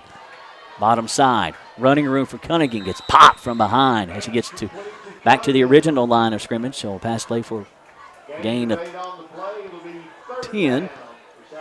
It will be, they're going to give him one short. So 3rd and 11 as Cunningham is down. Official time out on the field. Trying to peel himself off the deck and not putting a whole lot of weight, starts to, and then stops and gets help off by Coach Tank. And Cunningham watching him as he comes to the near home sideline, kind of walking it out, and Southwestern can nail a 4 for 6 to go down. Absolutely. I'd like to thank our official photography sponsor on Lake Cumberland Sports this season, Don Franklin, Somerset Family of Dealerships, for sponsoring all of our game day picks. Be sure to take advantage of the end of summer savings at any of their 4 Somerset locations, or you can visit them on Facebook at Don Franklin Somerset Family of Dealerships. They treat you like family. See the trainer attending to Cunningham and trying to stretch out that foot and that hamstring, that lower leg. So, and he has been a key call. Absolutely has. You need 6 out there. Sounds like a broken record. 3rd down facing Southwestern this time. 3rd and 11, 4:30 to go. Warriors with 1 first down. Warriors with 1 first down. Yes, sir. North Laurel jumped. That'll make it a little bit easier because it has been tough sledding. Again, North Laurel's last drive before it was picked by Gallagher. That's actually on Southwestern. Okay, I need to change that then. Was it false start? Yeah. That doesn't help. So we'll make it 3rd and 16. Offense has not been in sync tonight. And again, I go back to that timeout taken with 10:50 to go in the opening quarter. Before they ran an offensive play. Yes, absolutely. Coming to the first huddle of the night, a timeout was taken. 3rd and long here. Homecoming week could be taking a little bit out of the Warriors this week. Burton takes the snap, fakes the handoff, looking downfield, going to fire a C behind the receiver. Caught by Campbell to the 10, to the 5. Yes, touchdown. OC1. Homecoming touchdown for Owen Campbell. Burton put it on a dime. 4. Go find it. 1. Touchdown, blue and orange. Ooh, that's pretty. Huge. That's so pretty. We have a team blink. That may have been the first blink. Woo, that was pretty. Launch it. Behind the defense, you see the athleticism from Owen Campbell. Burton led him and in stride. Burton and Campbell with had the to hurry deep up and go get it. And Burton with the deep Hurry ball. up, son, go get it. Yes, sir. Big touchdown. The first Citizens National Bank touchdown of the night. Jace Gager, full send. Send it in, Gager. 7-0 on the Randall D. Turpin CPA scoreboard. Pretty pitch and catch. Burton, Campbell, Gager, 7-0 blue and orange. Rick Barker and Galway Realty and Auction. Names you know, names you can trust. Real estate and auction services for farm, commercial, residential, and personal. Galway Realty and Auction has 49 years of experience in the real estate and auction business, and they're ready to put that to work for you. Go online at galwayrealty.com for more information. And as Josh McKinney mentioned, that was our Citizens National Bank touchdown, the first of the evening. And We've talked all evening about the first team to blink. It looks like that was North Laurel Jags. It was tightly contested play. Burton led Campbell beautifully. That was one-on-one coverage too. Yeah, Campbell reached out and caught that over his shoulder, if you will, and then stepped out of that tackle. He high-stepped it out of that stretched defender tackle attempt for the touchdown, and that was huge momentum swing that Southwestern needed. Southwestern still, Josh, with 1 first down on the evening. That was a huge chunk of yards that goes for 6. And Campbell just right on through the Rick Barker red zone. That's Campbell's first receiving touchdown. He's tied for a team high with Cunningham, Walden, Hewitt, and now Campbell. Young Buck Burton, the senior, spreading it around. And one of the few times we got to see Burton sit in a pocket and throw it. That was pretty. As whistles will start it. Gager sending it deep. He is more than luscious flowing locks. He's a kicker that will go full send. Yes, sir. And by full send, I mean will make the tackle. We got to see it last week. And he will ask you, did you see that tackle? Yes, we did, 4-6. And yes, we did. Don't ever do it again. Only if you have to. Only if you have to. He's just letting us know that when great. he has to, he can bring it. I'm there. I'm there for you, boys. I'm there for you, coach. That was pretty. Gager will set it again. 11:48 to go. Officially on that touchdown, Michael Gregg. I'll give it to you as soon as we get this kick in the book. That will be just fine. Get your text with his Warriors. Full send. Stops at the 18-yard line. Returnable back to the 25 and the quarter, up to the 30. Look out, 40-yard line. Streaking down far sideline. Nice return by North Laurel, as that is McWhorter. On the return, Speedy McWhorter, 3:41 to go. In the second, Southwestern with a big pitch and catch to dent the Randall D. Turpin CPA scoreboard. Jaguars trying to answer. Points will be at a premium. Let's see. Possessions have kind of been all over the place. High possession count.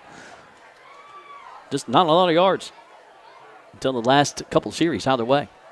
58 yards. On the TD, Gregory gets the handoff inside the left tackle. Give him a short gain. 2nd and 8. You say 50? 58. 58, thank you, sir. Makes the stop. It'll be 2nd down. Colin Hibbert at the stop. So Colin banged up earlier. See that he's fighting through it. True Warrior. Clock winding, approaching 3 minutes to go. Warriors lead 7-0. A big district tilt on homecoming between Southwestern and North. Routinely going to war with one another. Morgan looking to throw. Fires behind his intended target. Hit him in the hands. Suing from ill support as receiver. Again, a little bit behind him, but still hit him in the hands. That was sticky coverage from Southwestern. Receiver got to have those. Got to help the quarterback out. It looked like he gave a double move out there, too, so he had the defensive cornerback beat. Yeah, he did. He just had to reel it in and just couldn't do it. Slant to the inside. Again, pass a little behind, but still hit him in the hands. Got to make those catches because you set yourself up for a 3rd down again, and North Laurel behind the chains. Don't like to be in 3rd and long situations. A la Southwestern. These two teams mirror each other. They often do that. This year, it's crazy how similar they are. 3rd and 8. Morgan looking to throw again. Looking near sideline. Fires. That'll be picked off. 3rd turnover for North Laurel. Caden Cunningham gets stretched out. And Cunningham, man, delivers with the INT. North Laurel's laid 2 on the ground, fumble-wise. The lost one of the 2. That's a 2nd consecutive INT thrown by Morgan. 1st and 10, blue and orange from their own 44-yard line just off the Southwestern logo. Warriors are cooking here, looking for points off turnovers. And credit to Southwestern's D, Josh. Yeah, man. North Laurel really doesn't want to throw the ball. They want to run the ball. Running has been tough, so you force them to pass. And been fortuitous with a couple turnovers. Certainly. Cunningham's first interception of the year. 1st and 10, blue and orange. Walters gets the carry. Some running room here for Braxton. So get up close to midfield. Some linemen. Linebackers tangled up. They separate. Nice gain. 2nd and 5. That's a nice tote by Holmes or by Walters. Okay, update from PC. Pulaski County 41-0 in the second quarter. So, criminal behavior going on across town. You say 41? 41-0 in the second quarter. Burton, quarterback keeper, first down, tote right at the line anyway for Burton as he got sniped as he got to the line. Coming to the line in a hurry, Elijah Hammonds making the stop. Move the chains, Kemper Furniture first down. The second one of those for Southwestern with 2:14 to go in the second quarter. If I told you Southwestern had 2 first downs getting close to the half, what would you think? They were trailing. Yes. Believe it or not, they lead 7-0. It's been a very interesting game. Really has. Entertaining.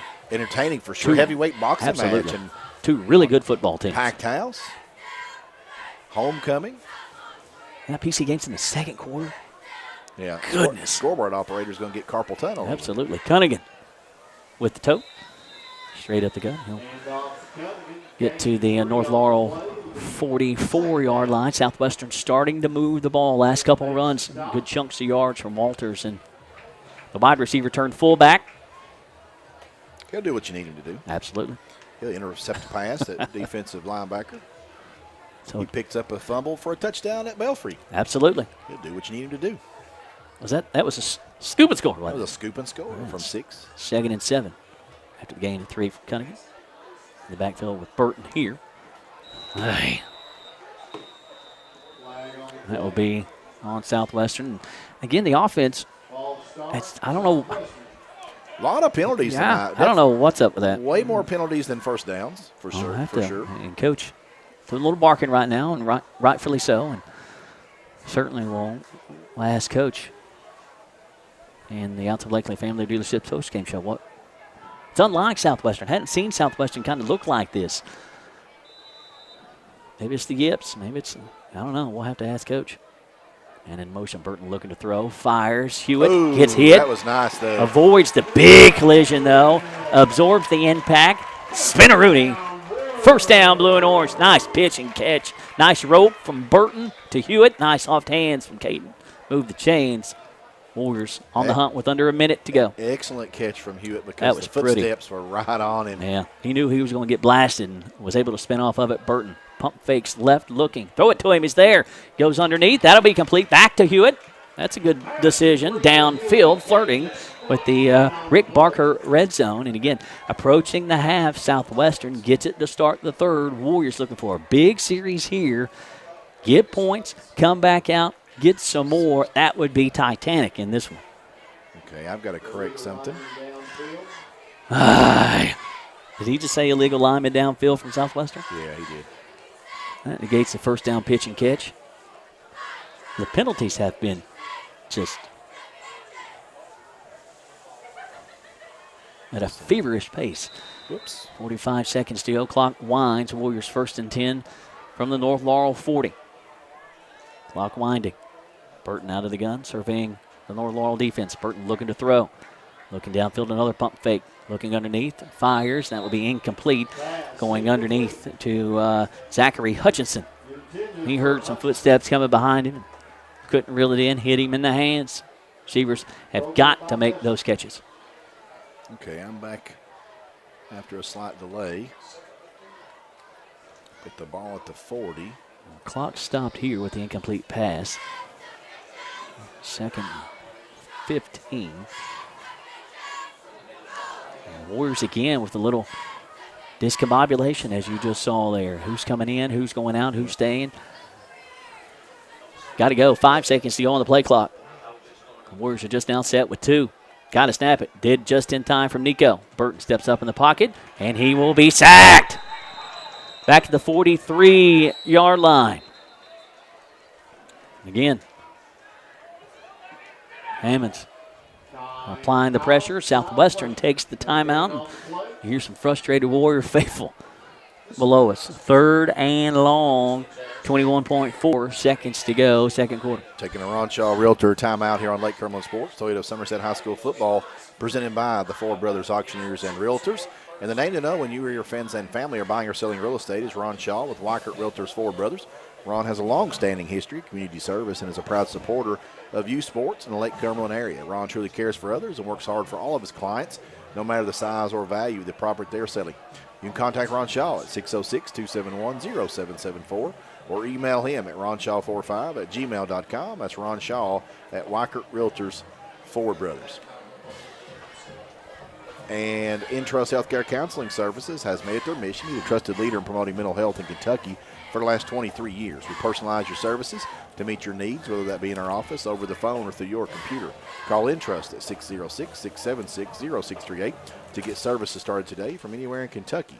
You can always visit their Facebook page at Intrust Healthcare Counseling Services to learn more about how they can help you or your family today. At Intrust, your mental health matters. 3rd and 18 after Hammond's quarterback sack.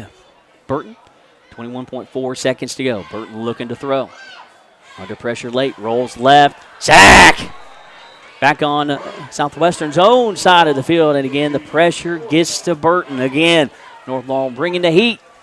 As the clock will expire, looks like anyway. Southwestern has the timeout left, and back on their own side of the field, the Warriors content, very content, go to the blue and orange half, leading 7-0, and to say Coach Jason Foley's not happy, well, that's a tremendous understatement, but two heavyweight fighters going at it. What am I seeing here with the coach with Nico's helmet? I'm not sure. We're going to get a step away, get a word from our sponsors. We'll be right back to break down the first half action here on homecoming night. Southwestern leads 7-0 on the Randall D. Turpin CPA scoreboard. A lot of people go to where they bank their whole life. They put in that mortgage application and they get a rejection letter, but they don't get a why. They don't get that 20-minute phone call from their lender to explain the obstacles that are in their way, what those obstacles are and how they can overcome them, what they could have done differently in the process. Options. Our job is to educate you on those options. Our job is to learn you, to identify the obstacles in your path, make a plan, execute it, and get you over the finish line of home ownership. The Kemper family at Kemper Home Furnishings in London and Somerset has been in business for 60 years and counting, selling nothing but the top-selling, best-built furniture brands in America at the absolute lowest prices. We focus on treating you like family with a sales staff that knows their stuff and a super fast and professional Kemper delivery team. Kemper has the biggest inventory in the region, so you get what you want when you want it. Any building can be a house, but Kemper makes it home. Dr. Henderson, Dr. Wilson, and the entire staff at Henderson Chiropractic are dedicated to your family's health. If you're suffering from an injury, chronic condition, or just the strain of everyday life, we provide personalized treatments to improve overall health and wellness to all ages. Our clinic is equipped with modern chiropractic equipment and the most advanced technology to evaluate, educate, and treat our patients. Whether you have headaches, disc problems, nerve pain, degenerative conditions, or just not feeling energetic, Henderson Chiropractic can get you back on the road to good health. Henderson Chiropractic, the experience you need for the results you want. Call or stop by to schedule an appointment.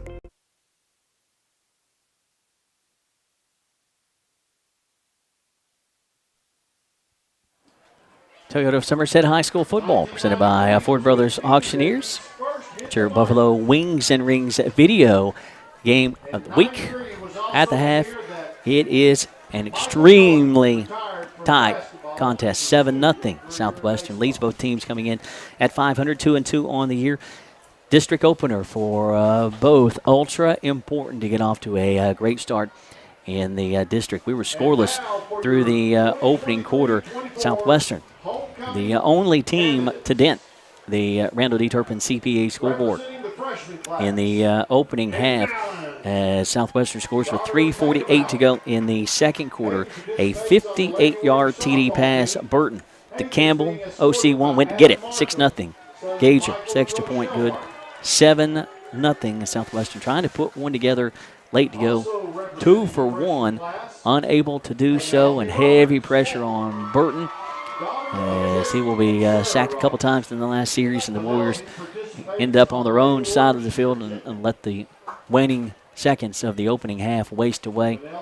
And again, paying attention to Nico Pasquarella, as the Southwestern coach had his helmet And then Nico, a slight limp as he went to the locker room. And we talked about Nico all season long and heavily tonight, what he gives you, that steady hand at center for 4 years here at Southwestern. It's going to be interesting to see. I'm sure Nico, seeing him walk to the locker room, looks like it got a little bit better as he continued to walk it off. Certainly, Michael Gregg, we will have to keep our eyes peeled for that. Oh, absolutely. Josh, I'm going to kind of I've got some information here, so I'm going to try to bring that to as we're watching the homecoming court. Walking through the archway now is Kennedy Woodall, daughter of Bill and Karen Fowler. Kennedy's in FBLA and DECA at Southwestern. Kennedy has been escorted by Zabry Cox, son of Kylie Skaggs. Now representing the junior class. Okay, next representative Kinsley Molden. in the junior class, Kinsley Molden. We're very familiar with Miss Kinsley here on Lake Cumberland Sports. Put the buckets in. Kinsley, daughter of Junior and Dana Molden. Kinsley participates in the Lady Warriors basketball team, as we're well aware. She's escorted by Christian Walden, but he's kind of busy in the locker room, son of Josh and Angela Walden.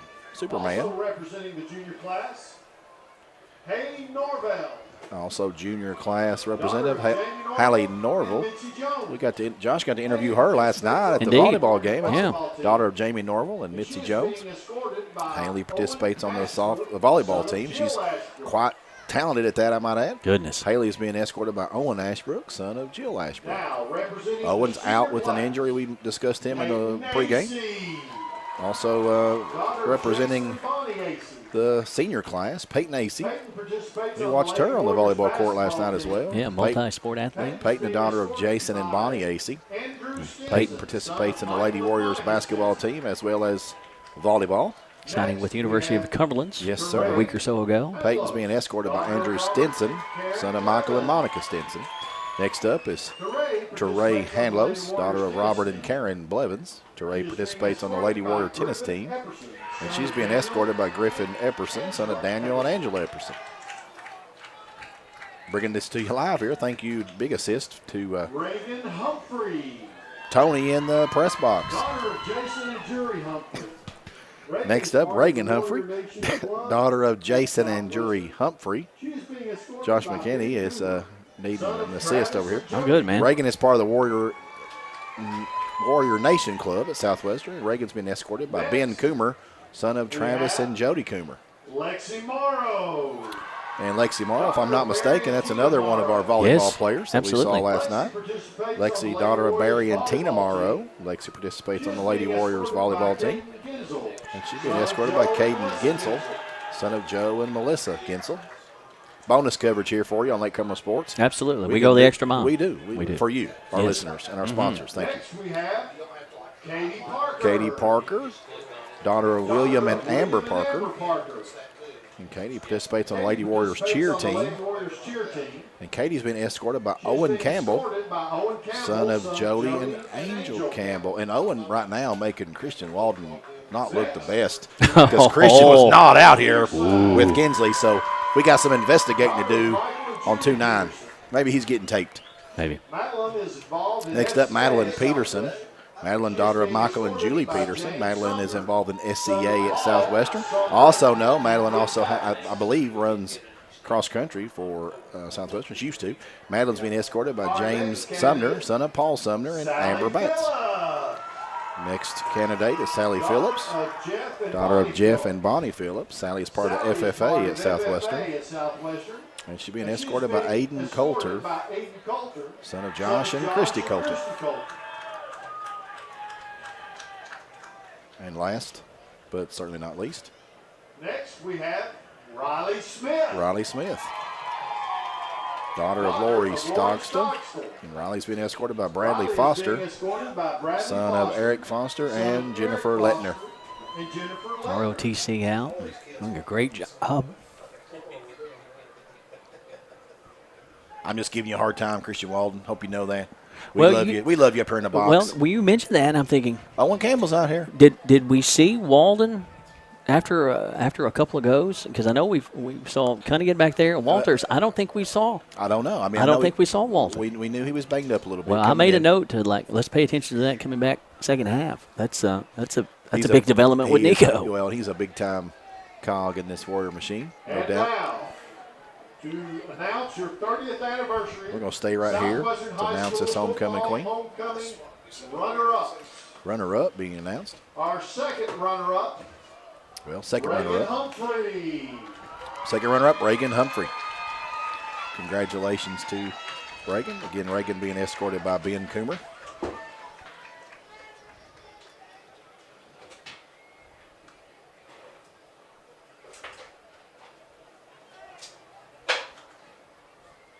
Okay. Been another former footballer. Yeah, uber talented. Oh, my goodness, yeah. Former footballer. Before I continue, I need to correct one thing. Uh-oh. Will you please welcome back Southwestern's first ever homecoming queen from 1993-94, Miss Megan Haney-Wells. And Miss Megan Haney-Wells, who my colleague Josh McKinney introduced her just a moment ago, the first ever homecoming queen. And I believe Corinne Souders, last year's homecoming queen, is here to present the crown. Our former queens, the Southwestern principal, give it up for Mark Flynn. And Mr. Mark Flynn, principal here at Southwestern. Always a big grin on his face. Our first runner-up. I think a lot of that man. He's an excellent. He's a good fella. Peterson. Madeline Peterson, first runner-up. Miss Peterson, again, being escorted by James Sumner. Who's going to win it? Drum roll, please.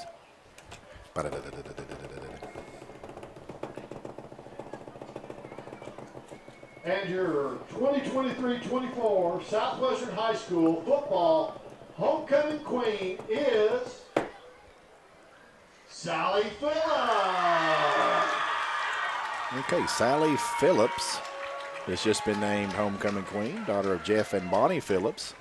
Sally's a part of the FFA here at Southwestern.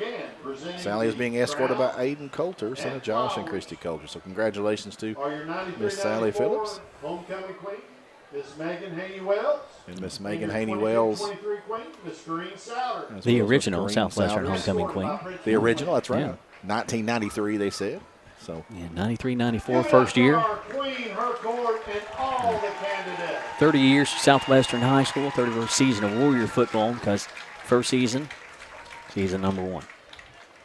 All right, now we can jump into some first half statistics, and there's not a lot to share. No, there's I'm going to be not. honest. You mentioned the scoring breakdown. Statistically, Josh, Southwestern on the night, first half in the books, 4 first downs. They have 12 rushes for net of -4. Now, there were several sacks that negatively impacted the net yardage. They have 6 receptions for 83 yards and 1 touchdown, 1 interception.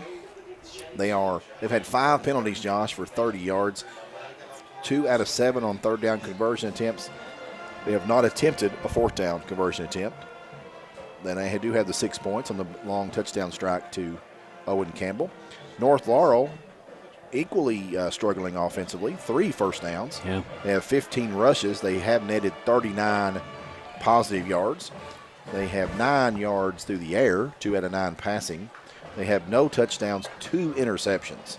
And they have 2 fumbles and 1 lost fumble. So I'm going to jump real quick. Well, let me finish. 2 penalties, 10 yards. North Laurel, 2 out of 8 third down conversion attempts. They have not attempted a fourth down conversion attempt. If you're Coach Chappell for North Laurel, you're in the half. You've had 3 turnovers that you've given away. Yeah. And you trail by 7. Yeah. So, I mean, you have dodged the proverbial bullet multiple times. Yep. Again, this has been a heavyweight boxing match. You talked about Foley being a little upset more than one time in the first half. If you're Coach Foley, you've had some opportunities that maybe you didn't capitalize as much as you wish you had because you can't get those back. I mean, No, you cannot. First half is done. They're going to come out here in the second half. They are going to receive the football second half, right? I mean, they will. They deferred, so they're going to get the ball first, and that first possession is going to be monumental because with the 1-score game, I mean, it's anybody's contest. It's still anybody's this contest. Has been so tightly contested. Again, 3 first downs from North Laurel and only 4 from Southwestern, so 7 total first downs combined. Offense has come at a premium. I didn't expect that. I did expect a lot of ground and pound and back and forth and trench warfare. We saw that. We've certainly seen that. And we saw a lot of hard hitting. But defensively, Gallagher has a big interception, and he's able to return that ball, 36, 38 yards. Up to midfield, which actually was, if I'm not mistaken, that was the drive that we had the 6 the big points pitch and on. catch, yeah. So right now, and that's the difference in the game. It's the pick by Gallagher, the touchdown strike to Campbell, and that's it. That's it. And so North Laurel's D better than advertised. Absolutely. I agree wholeheartedly with you. And, that was points off turnovers, 1 for 3 in that scenario. But you'd like to have more than that. But in a game where it's who's gonna blink first, well, it's nice to have the one blink on your side of the Randall D. Turpin CPA scoreboard. That was Southwestern. I'm interested to see if Coach Chappell goes back, and I go back to that. Let's face it, it was the most successful drive for North in the opening half, and I think it ended with Cowboys INT is the one it ended with. But in that series, in that drive, North Laurel got, I think, if memory serves, how many first downs did you say they had 3? You're going to put me on the spot. Sorry. I'll tell you. I know North Laurel has 3. And they all came on that one drive. series, Yes, sir. and they were getting all of those first downs with that power back set, that wishbone set. They'd go off right tackle for 3 yards. They go off right tackle with maybe Holmes, Evans, or McWhorter for 4 chunky yards, and then they'd pick up the first down. A third and short situation would get them there if they didn't get it on second out. By far and away, the most successful drive North Laurel had tonight. That was giving Southwestern some of their own medicine. That's what Southwestern likes to do. You're going to load the box on them. We're going to outnumber you on the offensive side. That's what Southwestern likes to do. North Laurel giving Southwestern some of their own medicine. They had, again, their best drive of the night and called the timeout. Kind of went Wildcat a few times, and that drive ended with an INT, and that defense becomes points. And those points are the lone points on the Randall D. Turpin CPA scoreboard. A 58-yard TD pass, Burton to Campbell for the Citizens National Bank TD. And both teams, Josh, have had far too many penalties. Oh, yeah. This first half. I think both coaches wanting to clean that up. You can't give away 5 yards, 10 yards at a time, particularly when you're averaging, and I don't have that stat, but averaging, 2-3 yards a carry if you're lucky, because it's been tough sledding. Well, you mentioned it. A 5-yard penalty in a contest like this, freaking 5 yards is huge. That's huge. Yeah. Huge. I mean, and if you go 10 yards, which we've seen Southwestern get penalized for, and again, I think they've been good penalties. And that's titanic. It absolutely is. Individual stats. I went down team statistics. I failed to do individual. I'll start with the visiting team, North Laurel. Rushing the football, and you mentioned that drive that they had some success. On the evening, Ethan Gregory leads them in carries with 9. He's got 26 yards, had a fumble. Trayshawn Holm-Evans has 2 rushes for 14 yards, has a fumble. That's costly. Jude McWhorter had 2 rushing attempts for 8 yards. The quarterback, Hunter Morgan, 2 for -9. It's likely a result of a couple sacks that Southwestern was able to pick up. Passing the football, Hunter Morgan, 2 out of 9 for 9 yards to 2 INTs. Certainly didn't help their case. Receiving the football, Trayshawn Holm-Evans with 1 catch for 5 yards. Jack Chappell with 1 catch for 4 yards. Now, individual statistical leaders for Southwestern. Rushing the football, Braxton Walters. This will help us maybe dig into Walters a little bit, but not Walters, but Walden. Braxton Walters, 4 attempts in the first half, 10 yards. Caden Cunningham, 1 rush, 2 yards. Christian Walden, 2 rushes, 1 yard. And Colin Burton, 5 rushes, -17. I mentioned how Southwestern, and I've not seen it yet the whole time I've covered this team, at the half having a net negative rushing yards. Yeah. You mentioned on the board, you saw a goal on the board, rush for 300. That's not happening tonight. They're going to have to get 300 plus to get there tonight, because they're going to the halftime down -4, and that's not Southwestern football. Passing the football, Colin Burton, 6 out of 9, 83 yards, a touchdown and interception. Receiving the football for Southwestern, I've got Campbell with 1 58-yard touchdown. Caden Hewitt had 2 for 23. I might add, Caden Hewitt should have 3, but he got 1 took away because of a penalty that was called. Caden Cunningham, 2 receptions for 5 yards. And then Tyler Russell was credited with the catch on the tipped pass that honestly was heads-up play. A great play from Russell, because that could have been a pick 6 very easily, because that was right in the trench warfare that ball was tipped at the line of scrimmage, and Russell grabs it and is unable to advance it. And this has been just a heavyweight boxing match from the jump, from the whistle. And we talked about all the scoring going across town with the PC South Laurel. It's been the exact opposite here, where defense is stout from both teams, and this one a long way from being over, score-wise. But clock-wise, I'm not so sure, because this clock has been a very quick game. Extended halftime, it's not going to feel like it when we're done, because it's been a quick game. Yeah, absolutely. You mentioned our crosstown last update we had was PC getting all up on South Laurel in the second quarter. It was 41-0 with 10:35 to go in the second quarter. That's nuts. Absolutely nuts. No update on that one. Well, you know PC's going to win that one. That game, pretty much all intents and purposes, it is already over. Somerset leading at the half over Lincoln County, 15-7. Another tight contest. And here, well, it's uber tight, 7-0. And homecoming 2023. Say congratulations again to Sally Phillips. Job well done on the play-by-play for homecoming. That's a nice touch from Lake Cumberland Sports. Well, nicely done. We asked the press box, and they were kind enough to share some information. We appreciate them. And it was nice. I mean, we going above and beyond. And hey, if you're viewing, we appreciate you. Certainly. This house is packed, so we appreciate the folks that come in and joined us live and in person. But we got to show the action, and glad to bring it to you. Certainly. We'll step out and have third quarter on the other side on Lake Cumberland Sports. Cash? Well, look no more. Alton Blakely's got cash. Is that cash, Daniel? Yep. And you're giving cash for cars? Yep. For real? Yep. Why not? Then on down to Alton Blakely, where selling your car is as easy as ABC. If you have a vehicle you'd like to sell or trade, it's fast and easy to get paid. And we'll give you top dollar. Visit Alton Blakely today. All the best since 1965. Out here in the real world, we've spent too much time waiting around and wondering if we'll ever get to be what we really want to be. Now it's time to move forward. And with a little help from Somerset Community College, you can finish that degree or start a whole new life as an IT VIP, a healthcare hero, and more. In less time and for less money than you think. The time is now. The place is here. Never underestimate you.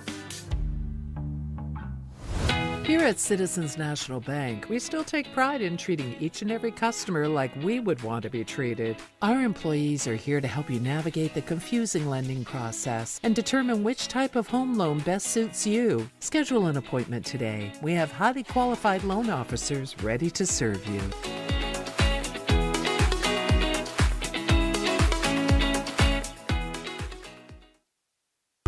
Dr. Henderson, Dr. Wilson, and the entire staff at Henderson Chiropractic are dedicated to your family's health. If you're suffering from an injury, chronic condition, or just the strain of everyday life, we provide personalized treatments to improve overall health and wellness to all ages. Our clinic is equipped with modern chiropractic equipment and the most advanced technology to evaluate, educate, and treat our patients. Whether you have headaches, disc problems, nerve pain, degenerative conditions, or just not feeling energetic, Henderson Chiropractic can get you back on the road to good health. Henderson Chiropractic, the experience you need for the results you want. Call or stop by to schedule an appointment.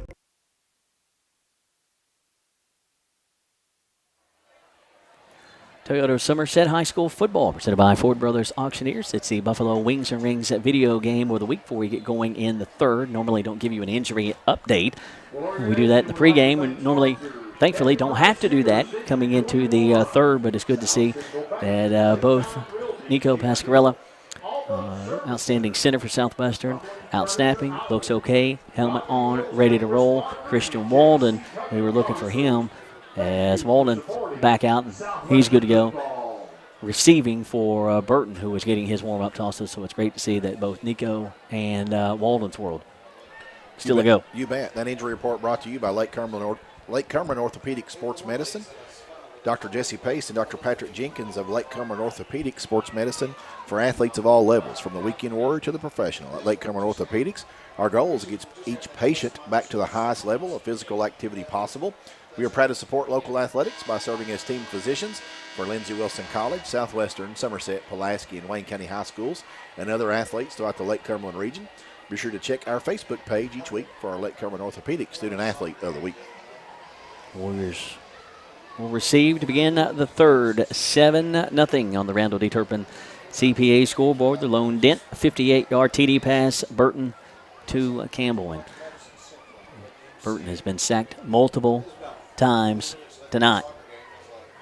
In a game like this tonight, Josh, and I'm just going to say this, it wouldn't surprise me any at all here if we had an onside kick attempt, because we have had possessions have been at a premium, and we shall see second half action coming your way here on Toyota Somerset High School football, presented by Four Brothers Auctioneers here on Lake Cumberland Sports. I'm going to piggyback on what you said. Quality possessions have been at a premium. Yes, absolutely. For a premium. Absolutely. Collier Mills has it teed up. And you took the thought right out of my head. It's Chapel. Not going to None of that nonsense. Line drive that will just barely scoot into the end zone. As see Walden trotting back to the huddle, looking A-okay. You see him now coming into a shot from Jeremiah Jones. He's Michael Gregg. I'm Josh McKinney, Captain Pat Harris, boss man Kevin Lloyd. But I do think it was a fair question, Josh, because we had, going over those statistical numbers, you had Walden with 2 carries in the first half. Yeah. That's unlike Christian Walden. And knowing what Coach told us that Walden got a little banged up last week, and it's been a physical contest tonight. And we'll keep our eyes on 2-9. Long field for Southwestern, left to right here to begin the third. Ready to rock and roll with it. Patented bone set behind Burton. He will turn and hand it off. Christian Walden, bust loose, spin move at the 25 to the 30, busted outside 29 to the 40, pushed out of bounds near sideline as Walden ends up in a heap. And that is a nice tote. Walden's just fine. I'm just fine, fellas. I'm fine. Nice tote by 2-9. Kemper Furniture first down. That's how you come out of the half. 25-yard gain, by far largest rush on the evening. By far, Southwestern going again to that power back set. 1st and 10 for the Blue and Orange from their own 45. Burton takes the snap. Cunningham off left tackle as he gets up to the midfield stripe with a gain of 5, maybe 6. Warriors moving the football with gusto. Small sample, just underway in the third. A different-looking Southwestern team than what we saw in the first half so far. Well, just 2 plays in, but this is their identity. It is.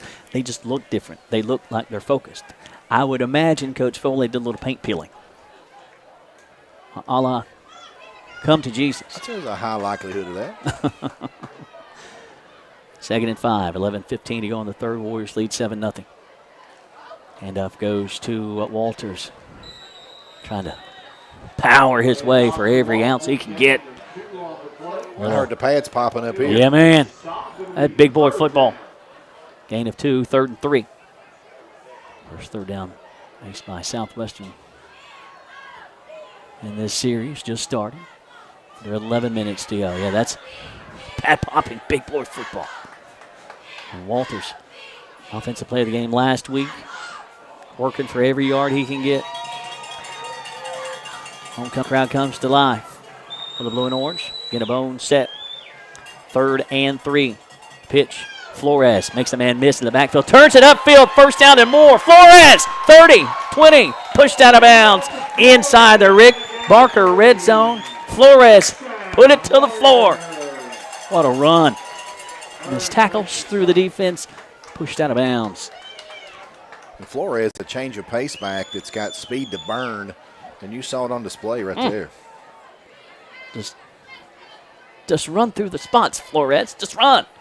Young man can tote it. Warriors in the Rick Barker red zone for the first time tonight. Another Kemper Furniture first down. A statement drive. Warriors looking to keep it alive. 1st and 10. The handoff to Cunningham. Straight up the gut. Bust loose. Still loose to the 5. Caden Cunningham. The Cunningham man for 6. 13-0 Blue and Orange. That was a statement drive. Wow. 20-yard TD tote. And that was nothing fancy. That was smash mouth power football. Your wide receiver that's now a fullback running the football hard.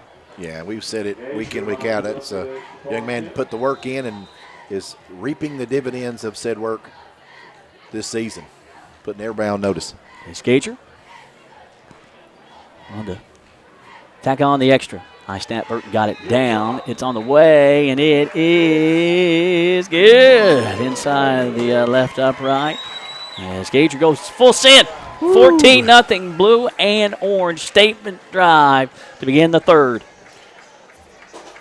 Rick Barker and Galby Realty and Auction, names you know, names you can trust. Real estate and auction services for farm, commercial, residential, and personal. Galby Realty and Auction has 49 years of experience in the real estate and auction business, and we are ready to put that to work for you. Go online at galbyrealty.com for more information. Starting to get a little action on that Randall D. Turpin CPA scoreboard.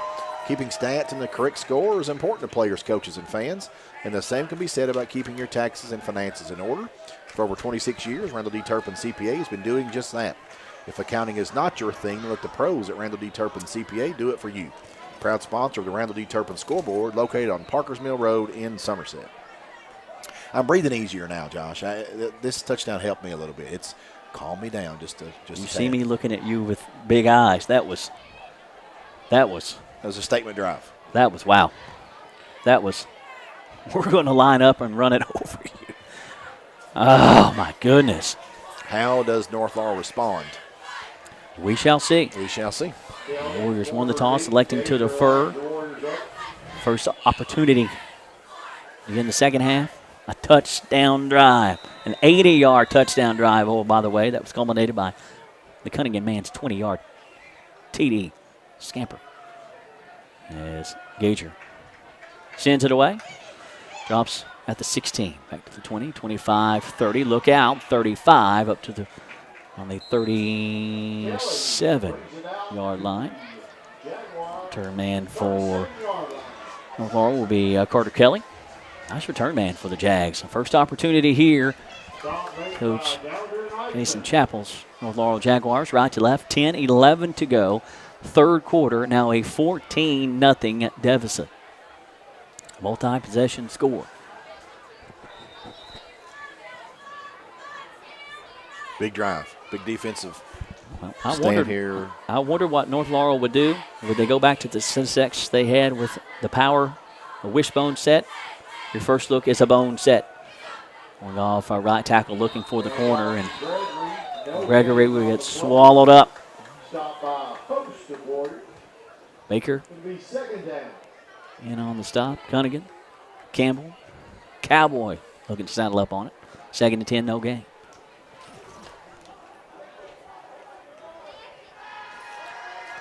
Baker in the action as well. 2nd and 10, clock winding. You got a statement drive from the offense to begin the third. What does Coach Swearingen's defense come out and do? 4 hands in the turf for the Warriors. Getting a bone set, long snap count for Morgan. He will hand it off, coming left side. It's Holmes Evans. As Walters will bring Holmes Evans down. Gain of 6. 3rd and 4. And that Holmes Evans, is it my imagination, or is that young man? Like, he's gotten big this season. He's a his senior campaign. He just made Walters look small, and yeah, Walters is he really not does. small. Yeah, he's put the work in like Cunningham. Yeah, no doubt about that. Again, a wishbone set, 3rd down, facing North Laurel, 3rd and 4. Give it back to Holmes Evans. And he is swallowed up in the backfield. Swallow him up, Nick Tucker. Swallow him up, beautifully read by Nicholas Tucker. 3rd and 4 becomes a 4th and 9. Was that Evans on the carry on that? That was Evans. He blew him up, Tucker. We knew it was going to go back to Evans. Tucker did as well. Nice play, 5-7. Big statement stand to begin the third. And how he penetrated the line so quickly. I mean, he's back there almost ready to take the handoff. I think Coach Foley might have him a new running back. I'd love to give Coach Foley grief. Hey. He's a good sport. He absolutely is. I told him that last night. Oliver Mills will lay the leg to it under a little bit of pressure. Mile high in the air. Takes an unfriendly North Laurel hop. Will be killed at the 38-yard line. Statement offensive drive. Statement with your defense. Second offensive series here in the second half for the Blue and Orange. Nico Pascarella. And now you just do what you do. Absolutely. And you churn the clock, you move the chains. If you can do that, I mean, that first drive out of the halftime, they did exactly that. Yeah. You want to do more of the same. The hot hand is the running game. It was incredibly tough sledding for the running game in the opening half. More success like you had the previous drive. Warriors will go in that wishbone set. Outnumbering you. Burton hands it off to Walters. Lost the football. That's what you cannot do. And the Warriors laid it on the deck. North Laurel's going to come out with it. Jaguars come out with the football. Holmes Evans taken down for the loss that set up the fourth down. It gets it back for North Laurel. Now help me. Who was the ball carrier? Walters. I'm not sure he was. I think Walters just came from the sideline. But who else would have a 0? Well, you're right. I'm going to give it to Walters, but I'm not confident. But it is what it is. Who would you think it was? I do not know. We got 20 out there, but I don't think he's ran the ball at all tonight. 1st and 10 North Laurel. The Warriors lay it on the deck. 35 what you cannot do. Lie for the Jaguars. The Southwestern 35. Gregory up the middle. Walters slings him backwards. Gain of 1, 2nd and 9. Walters and Lewis make the stop. It'll be 2nd down. Defense trying to get it back after a quick exchange. Southwestern's offense laying it on the deck. And it was just on the exchange between Burton and his running back. And the running back looked like he didn't think he was going to get it because he didn't even turn around for it to try to get back on it. Morgan straight back to throw. Now under pressure, rolls right, looking downfield. Whoa. And he will get it away at the last possible second. It's going to be a big negative play. Walters again making the stop. Gregory pitch and catch as Morgan ends up in a heap. It'll be 3rd down. Did you see who the receiver was for North? It was on that far side. Was it 16? Thank you. 6.5 to go, third quarter. 14-0 Southwestern. Defense looking to stand after an offensive turnover. Morgan about lost the ball on his hand as he cocked it back to throw it. 3rd and long, 3rd and 16. Morgan looking to throw, looking left, under pressure. Runs to the near sideline. He will keep it, turns it upfield, slung out of bounds by Caden Cunningham. As Morgan ends up in a heap on the Southwestern sideline. It will be a 4th and long situation. Again, statement, defensive stop. Coach Swearington's Blue and Orange defense. It's an excellent response to the turnover. We mentioned in the pregame show, Southwestern's defense averaging giving up 29 points a game coming into tonight. You average all 4 games together. If you've been with us all season, you know Southwestern gave up 40+ the first 2 games. The last 2 games, Coach Swearington's defense averaging giving up only 14. They gave up a late touchdown last week. They have a defensive shutout right now.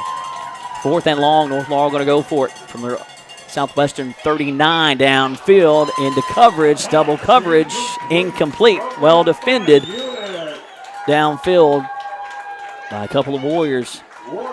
Intended target for North Laurel will be Jack Chappell, and North Laurel turns it over on downs. Defense holding.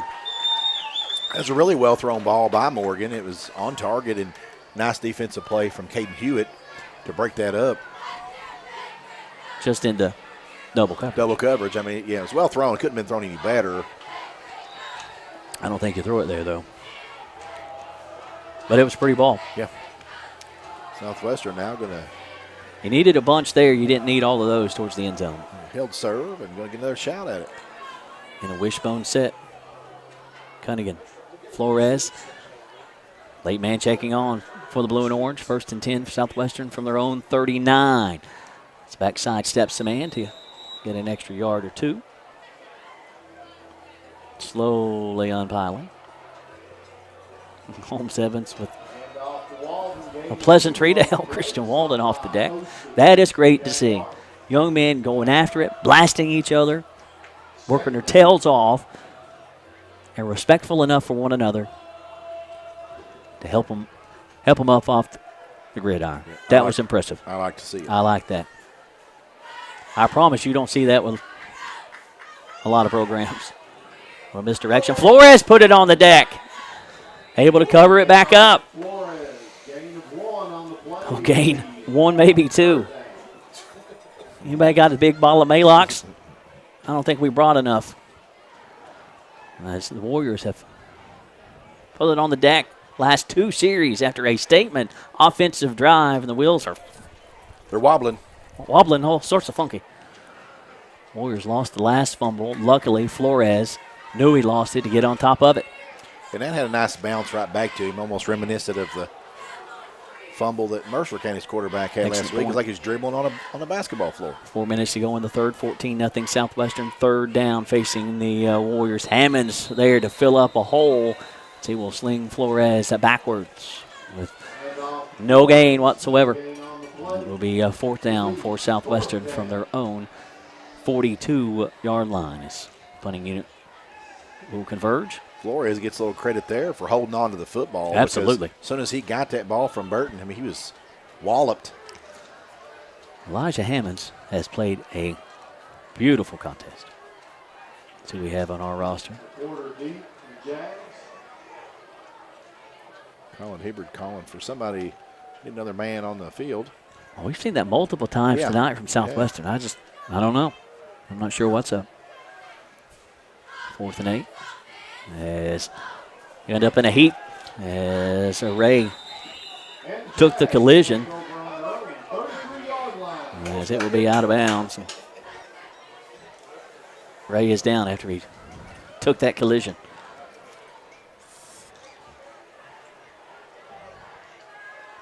Down here at the 30, I think they'll spot that ball at the 30.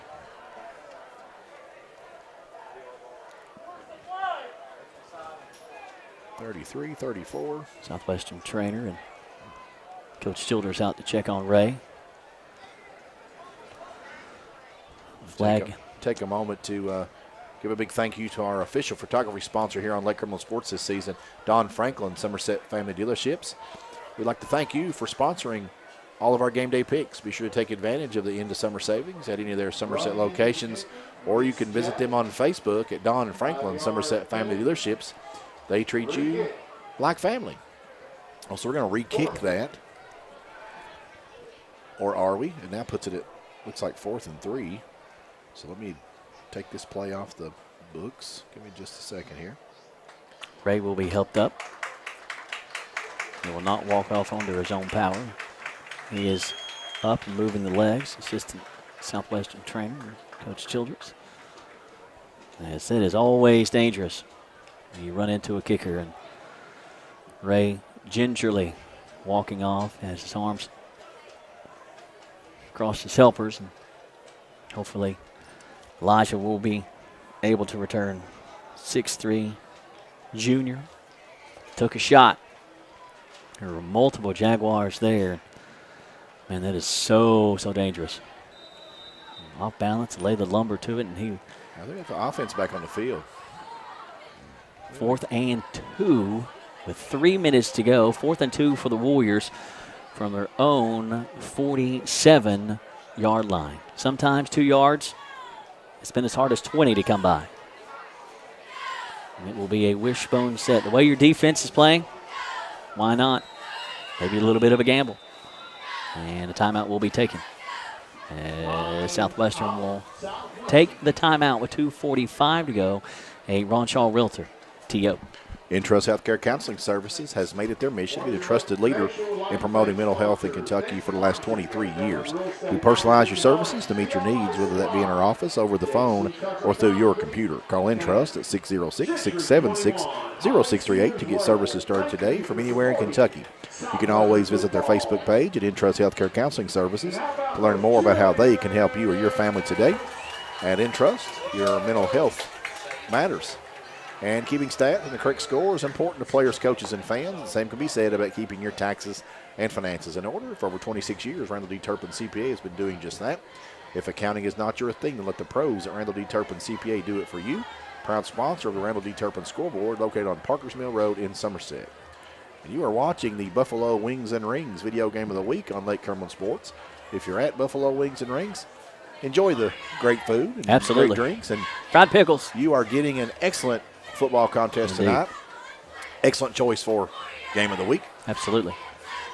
Offense out of the timeout, return to the field. 4th and 2 for the Warriors, just shy of midfield. They need 2 for the first down. 2:45 to go. 4th and 2. Box is full of Jaguars. Burton hands up under center, hands it off to Walden. First down, tote for Christian Walden. Move the chains. Kemper Furniture first down. Those big hogs up front got the push. That was an easy 2 yards plus several more. First down for the Warriors across midfield to the Jaguar 48. Statement. How about you, big boys? And that penalty running to the kicker, Elijah Ray, I mean, that really hurt the Jags. I mean, but it gave Southwestern an additional possession there. First down. Can they capitalize? Keeping my eye on Ray. He is still being attended to on the Southwestern sideline. Tough sledding is Flores. The Jaguars going for the strip. No gain. And, well, with the way North Laurel was going for the strip of the football, sadly you will take no gain because they were coming after it with hats to the football, and Flores had it double covered. It's 2 carries in a row. I felt like Flores has done an excellent job keeping that football wrapped up. Well said. Of course, he did put one on the ground last series, and learning from that mistake. Excellent job, young man. Learning on the job. Heck of a football player for the Warriors. Again, a wishbone set. Under 2 minutes to go, third quarter. Handoff Walden inside left tackle. Makes the cut to the 44 or maybe around the 43 before he's cut down. And plenty of hats to the football. Hammonds, one of the first guys to that football. 3rd and 5. Under 90 seconds to go in the third. 14-0. Southwestern with the lead. A little bit of breathing room, but 14 doesn't feel secure. But again, North Laurel has given up a max of 19 points. The offense has only scored a max of 19 points. 3rd and 5, the sweep to Flores. He is not able to shed the missile of John Miner that read it beautifully. 3rd and 5 becomes a 4th and 9. Again, another 4th down facing Southwestern. Certainly they will go for it here from just over midfield and a minute to go in the third. This one has been a war. Yeah, what a penetration there on that defensive effort. Absolutely. Miner just crashed it, blew up the party. Well, looks like Southwestern going to send on the punting team. Vanover will boot it now as Ray is injured, still being attended to on the near home sideline. Vanover stands inside his own 40 to lay the boot to it. It's a good punt. Drops at the 25, takes a friendly Southwestern hop inside the 15. That's a beautiful punt from Nathan Vanover. How about you? Backup punter. Wow. That's not well done, 2-0. Well done. Tip the cap.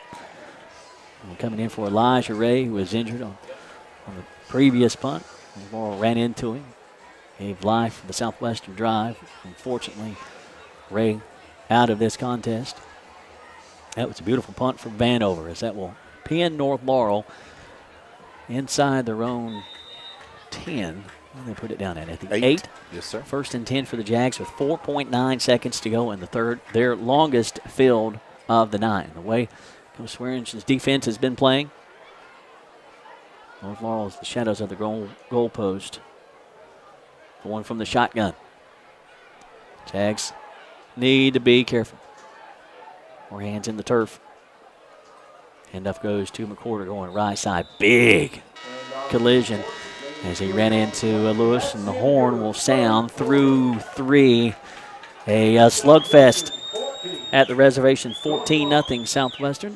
Toyota of Somerset High School football on Lake Cumberland Sports. Toyota of Somerset, we're known for great service before and after the sale, and so much more. Since 1988, Toyota of Somerset has been supporting our local communities.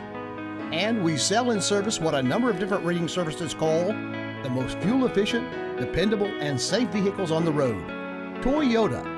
Toyota of Somerset, South Highway 27 Somerset, and online at toyotaofsomerset.com. At Toyota of Somerset, we're all about you. Here to come in 175-100, here to come in 175-2. I-200 down, got it here to come in a quarter. Like successful sports programs, putting together a successful auction takes a lot of planning, organization, attention to detail, and teamwork. And you need dedicated and committed people pulling together. At Ford Brothers Auctioneers, we've been successfully selling the country since 1965. Ford Brothers Auctioneers. Give us a call or visit us online at FordBrothersInc.com.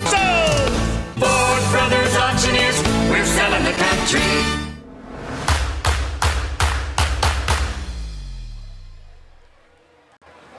Buffalo Wings and Rings video game of the week. Starting the 4th, it is 14-0 Southwestern with the lead. I'm Josh McKinney alongside Michael Gregg, the boss man Kevin Lloyd, Captain Pat Harris, Jeremiah Jones, Nick Hibbard. Happy birthday, Nick Hibbard. The big 4-0 on Monday. Happy birthday, Nick. Second down for North Laurel. The pass play complete. First down, the pitch and catch. Morgan as the receiver finally gang tackled by Walters and associates. Pitch and catch goes to Jack Chappell. Move the chains. Nice pitch and catch to give North Laurel a little breathing room to start the 4th. That was pretty. 16-yard gain on a nice slant play. North Laurel going in hurry up here. Running backs ran into one another and dropped the football. Gregory will pick it back up, and we've seen miscues on both sides tonight. Both teams have turned it over multiple times. Just surviving sometimes to have another down. This is the top echelon football game tonight, folks. Absolutely. Both those backs, Josh, both run in different directions. Yeah. It was almost like maybe a design misdirection, or miscommunication one. Yeah, I don't think either offense has been clicking on all cylinders. Morgan straight back to throw. Pass will be floated out into the flat as he's trying to hook up with McCorder, and quickly it will be third down. Third and long here, and again, late pressure on Morgan. That was pretty pitch and catch from Morgan to Chappell. Just like an inside slant. Took a plethora of Warriors to take him down. Just had a 16-yard gain at that point. Third and long here, though. 3rd and 13 on the Randall D. Turpin CPA scoreboard. Warriors lead here in the 4th. Morgan out of the gun, back to his left, looking to throw. Late pressure, fires, throws, incomplete. Sticky defense from OC1. Owen Campbell, 4th down, 4th and 13. The punting unit coming back on for North Laurel, and home folks getting rowdy on homecoming. That's a nice defensive stand there after giving up that passing first down. Well, the defense from Coach Swearingen, there are no scratching your head instances here in the second or for the whole game, because you got the bagel on North Laurel side of the Randall D. Turpin CPA scoreboard. You got the offense that statement coming out in the 3rd. Since then, offense it's been tough sledding tonight. You credit North Laurel. That defense is absolutely 100% positively legit. As Collier Mills lays the leg to it. We'll roll that inside the 40 at the 38 for Southwestern. 10:37 to go. 14-0 blue and orange on the Randall D. Turpin CPA scoreboard. Coach Swearingen and his team some dap. Applause as they come off. Big district tilt on homecoming at the reservation. We say congratulations again to homecoming queen Sally Phillips, the original Southwestern homecoming queen, that being Megan Haney Wells, on hand to help present that as well. That was a nice touch. That's a very nice touch. I like that a lot. By the Southwestern administration. I-back set for the first time tonight. And whistles will stop it as it got on. That'll be a false start on Southwestern. Again, the offense tonight has not been in rhythm, but enough rhythm to give you to get you a lead. A multiple score lead at that. 7's good in a tight contest. 14's even better in a super tight contest. At the conclusion of tonight's contest, we're going to award a United Cumberland Bank Defensive Player of the Game, Somerset Community College Offensive Player of the Game, and a Big Blue Septic Service Lineman of the Game.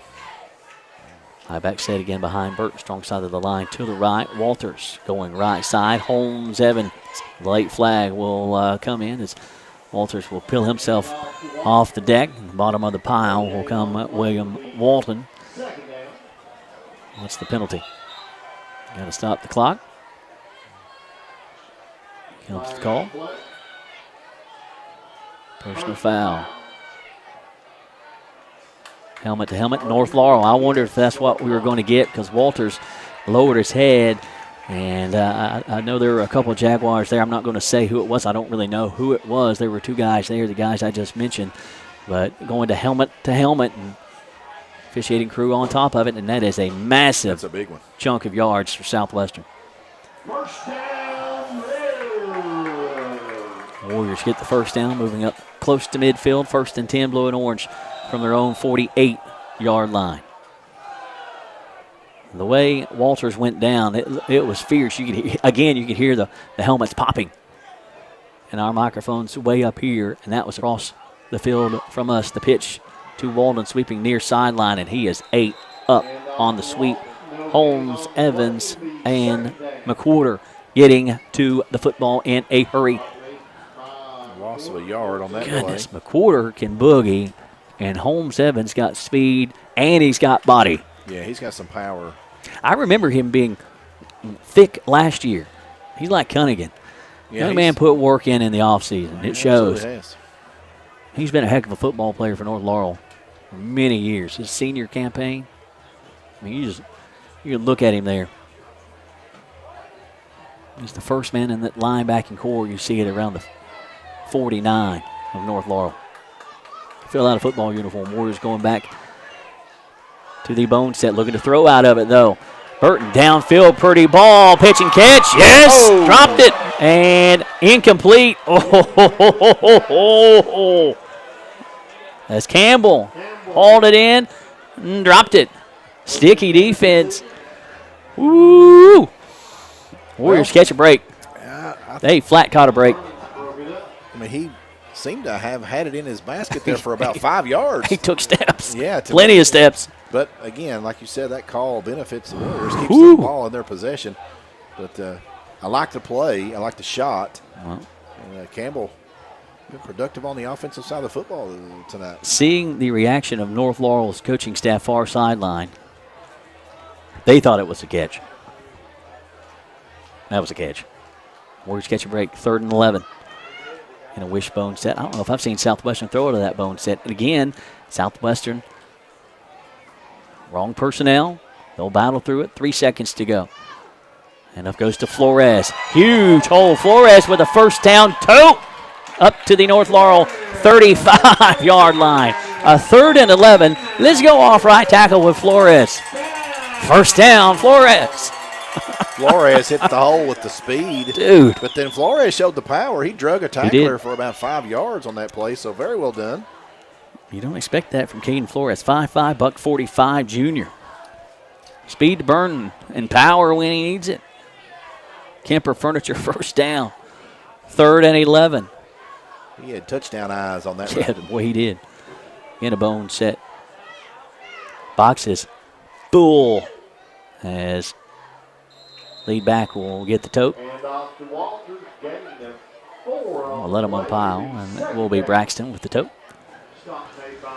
That was a quick hitter. Straight at you, up the gut to the 31. Pretty good pickup on first down. 2nd and 6, 8:30 to go in this contest. Warriors lead 14-0. Jaguars looking like they're on dead red blitz. Yeah, I think you got to be. Yeah.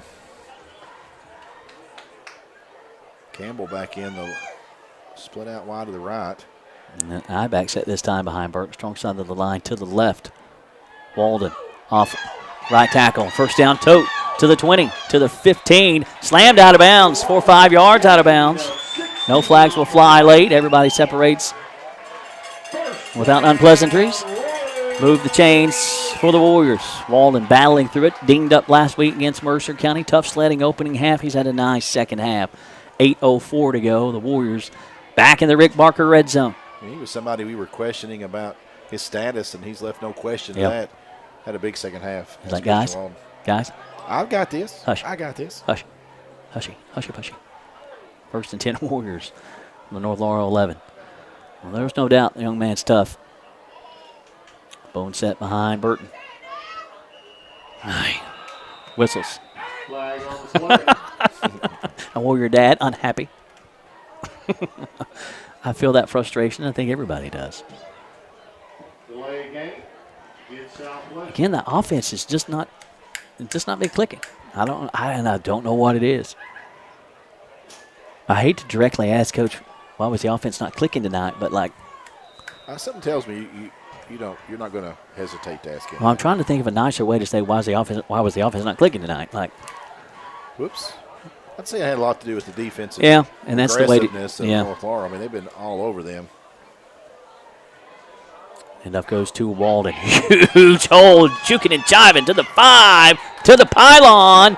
Touchdown, Christian Walden. That's a big TD run. Big scoop. I think he had a juke to the right. I mean, a juke to the left and a juke to the right. A, B, left, right, A, B. That's game-like. We've seen him go game-like back at Belfry when he broke 6-7 tackles down the far sideline, and that one was a big one. TD run for Walden. 16 yards. Makes it 20-0. Chase Gager. Try to tack on the penny. Good snap, good hold. The kick is on the way, and it is pure. Black Ace.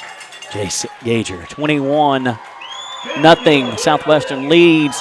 7:55 to go in the fourth on the Randall D. Turpin CPA scoreboard. Big thank you to Don Franklin, Somerset Family Dealerships, Kentucky, for sponsoring all of our game day picks on Lake Cumberland Sports. Be sure to take advantage of the end of summer savings at any of their 4 Somerset locations or on Facebook at Don Franklin, Somerset Family Dealerships. They treat you like family. And you are watching the Buffalo Wings and Rings video game of the week on Lake Cumberland Sports. Buffalo Wings and Rings. Wings created your way, and always fresh, never frozen burgers. At the conclusion of tonight's contest, we'll award a Big Blue Septic Service lineman of the game. Call Big Blue Septic Service for your septic tank servicing and portable toilet rentals. When you got to go, go Big Blue, 606-451-3000. You got, you mentioned Nico. Watch him at halftime. He's being escorted off there by Coach Loy, and he's still battling through.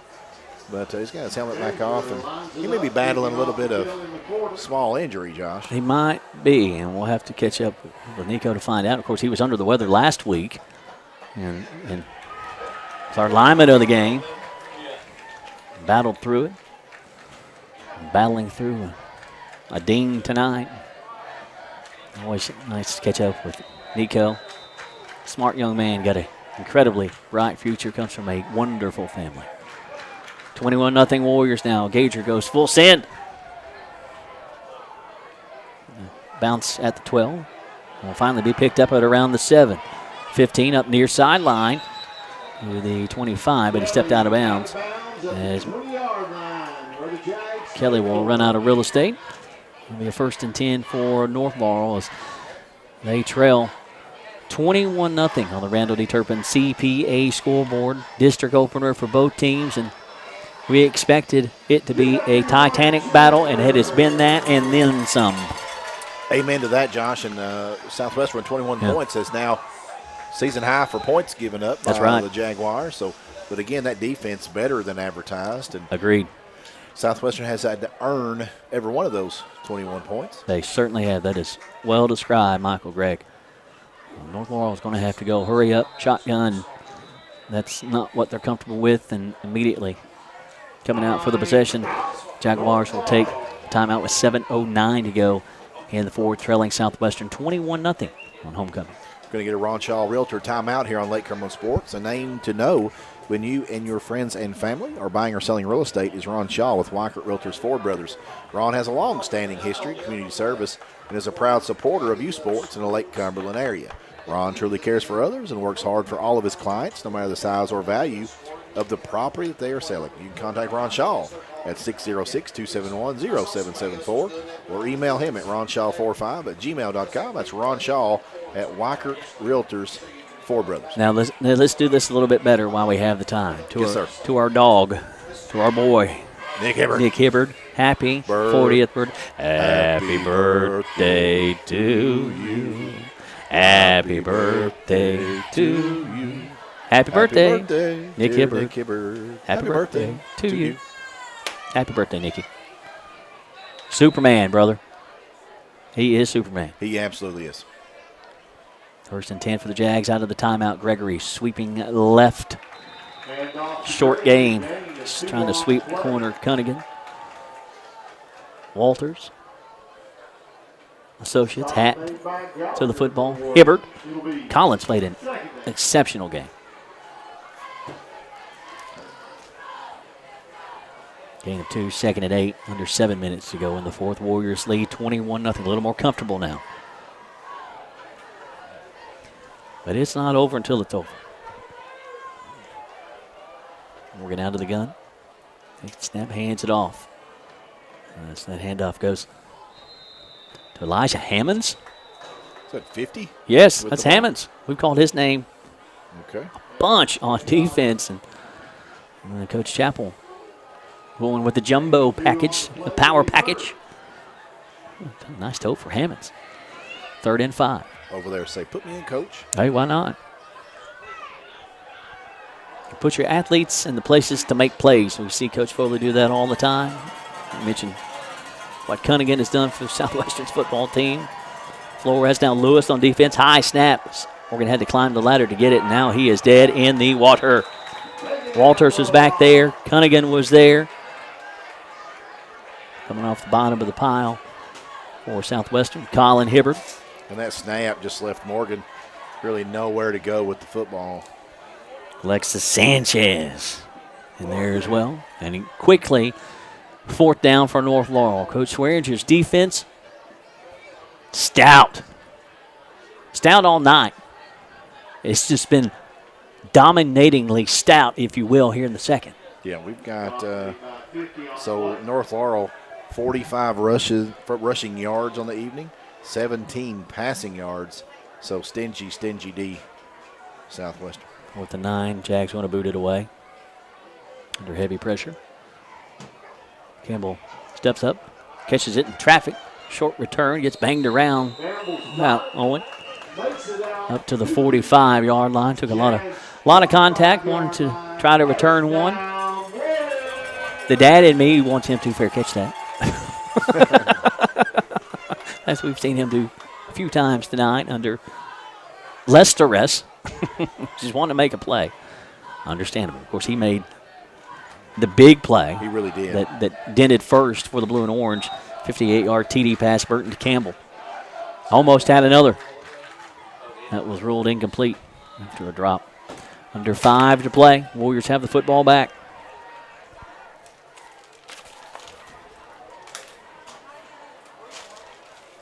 First and 10, Southwestern from the North Laurel 45. Right to left for the blue and orange to finish this one up. And up goes to Flores. He busts loose. Flores! He gone. Flores! Yeah. He gone. 45-yard TD scamper. In the blink of an eye. Flores fast. He's fast. He's fast. How fast? He's that fast. He's that fast. Look He's at about that. 8 yards faster than the closest defender. And he can boogie. It's pretty. I'm just going to let him run. I didn't want to mess up his touchdown run. His roll. Now 27-0. It was scoreless at the end of one, 7-0 at the half, 14-0 at the end of three. Now 27-0. Engager looking to add the point after. Again, coming into this one, North Laurel, max they'd given up 19 points. Kick is on the way, and it is good. It is now 28 points given up. The most North Laurel's defense has given up. 28-0 Southwestern as the blue and orange have bust this one open. Intrust Healthcare Counseling Services has made it their mission to be the trusted leader in promoting mental health in Kentucky for the last 23 years. We personalize your services to meet your needs, whether that be in our office, over the phone, or through your computer.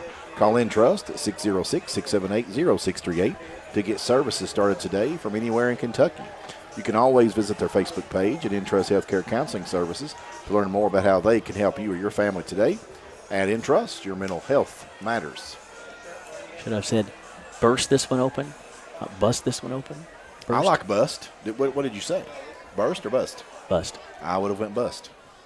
Busted it? He bust. Bursted it. He bust. we don't need the ED. Bust. Flores took it to the house for 6. I'm just jacking with you. It has been, man, the tension and the Maylocks that have been swigged tonight. Man, final score is not going to indicate with this one. No, you're exactly right about that. Like anybody looking at the scoreboard going to think Southwestern handled this one easily. That is anything but the case. Absolutely. I'm interested to see what North Laurel does from here, though. They're a stout football team. They got to get the offense. Got to get the offense rolling because the defense is there. Skager sends it away. Nice return by North Laurel here. Look out to the 40. Midfield stride and more. As McWhorter gets tangled up, trying to go back across the grain. As North Laurel setting pretty here late. 1st and 10 from the Southwestern 35. They'll spot it at the 33. Next up for North Laurel, they host South Laurel next Friday night. Southwestern, they remain in the friendly coach confines, and they will welcome in Harlan County. A winless Harlan County team coming in next Friday. Be 1st and 10 for North Laurel. Coach Swearingen's defense giving up a late score to Mercer County last week. They missed the shutout. And kind of same situation here, 4:37 to go in the fourth. Warrior defense looking for their first shutout of the season.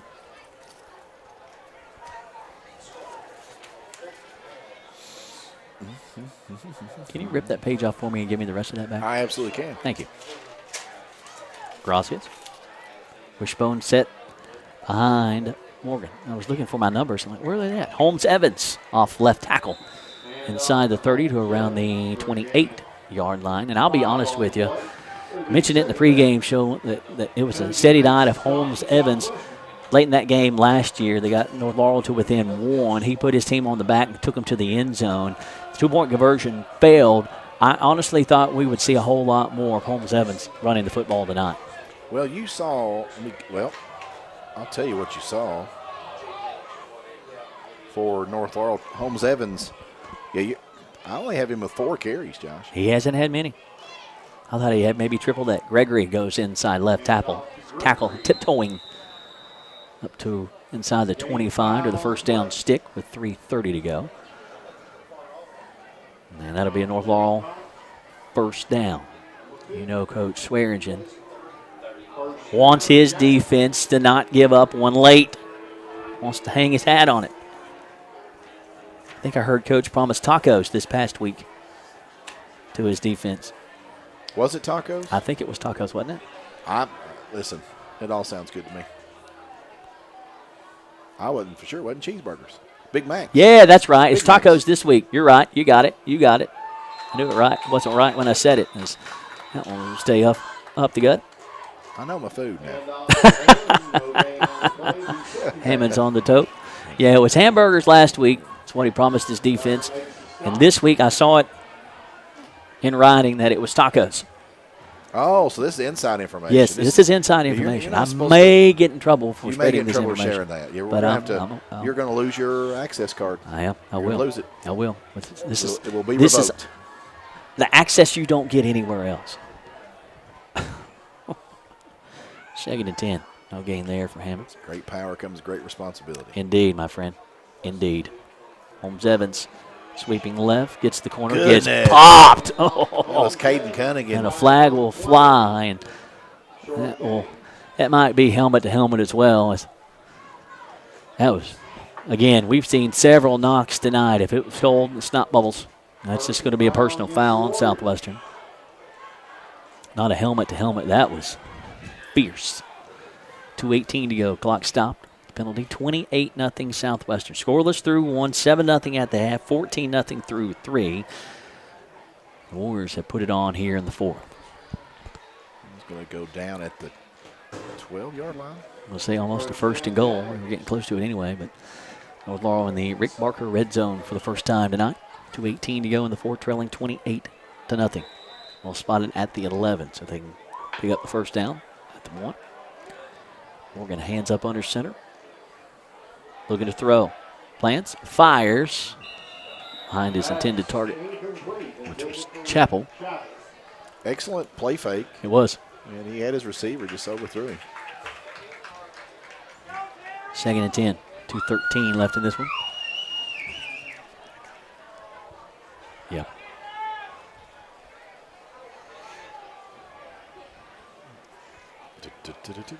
North Laurel left to right to finish this one up. Warriors looking to start the district off. 1-0. 4 straight years. All of those under Coach Jason Foley. His 5th year at the helm. Power back set, bone set. And up goes to Gregory inside right tackle. Following his blocks. Third down. Gallagher off the bottom of the pile. Cowboys slow to get up as he has worked tonight. INT earlier. That set up Southwestern's only score in the first half. It'll be a 3rd down and long, 3rd and about 7 here with $1:40 to go, clock winding. And North Laurel can pick up the first down at the 1. Warrior defense looking for the shutout on a stout North Laurel team. Hammonds straight up the gut, got from behind. Nice swing around defense. As beautifully read by Bradley Baker, Jr. Giving Coach Swearingen and Coach Foley a big time season so far. 4th down, 4th and about. They got 4th and 5. Thereabouts. I've got him at 4th and 4. 4th and 4. Okay. But I had all, well, yeah. Under 60 seconds to play. 28-0 Southwestern. Warrior defense trying to not give up one late here. 4th down. And the Jags can pick up the first down at the 1. Wishbone set, strong side of the line to the right. Morgan looking to throw in the flat, bobbled, caught. You're not going to get there. Don't think so. Colin Hibbert had him smothered up. Gallagher, first man to the football. Turned over on downs. Defense holds with 39.2 seconds to go. Somebody's buying tacos.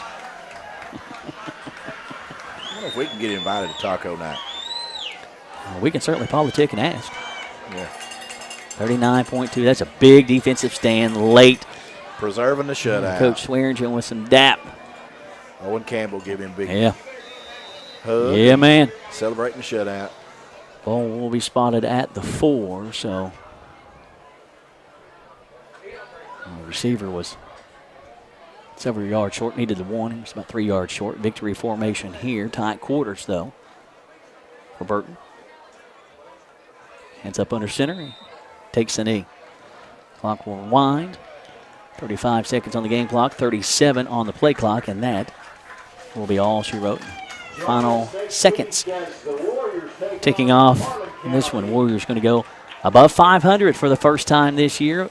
More importantly, they will go to 1-0 in district play And they will host Harlan County next Friday night. North Laurel falls 2-3 on the year, 0-1 in district play. They entertain South Laurel next Friday night. Warriors win it 28-0. Randall D. Turpin CPA scoreboard.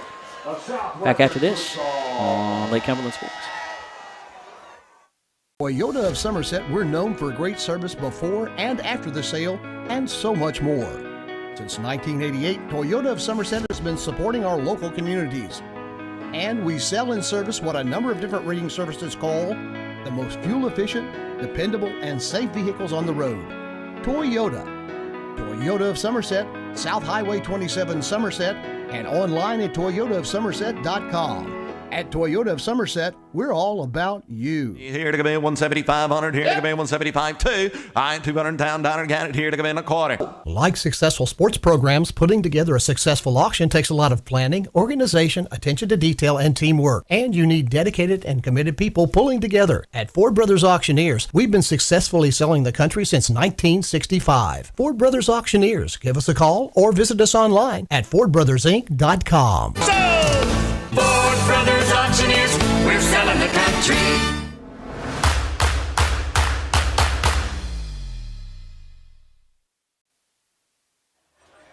We're back here at Southwestern High School in what was a titanic matchup, Josh, and hard-fought victory for the Warriors, as we mentioned earlier.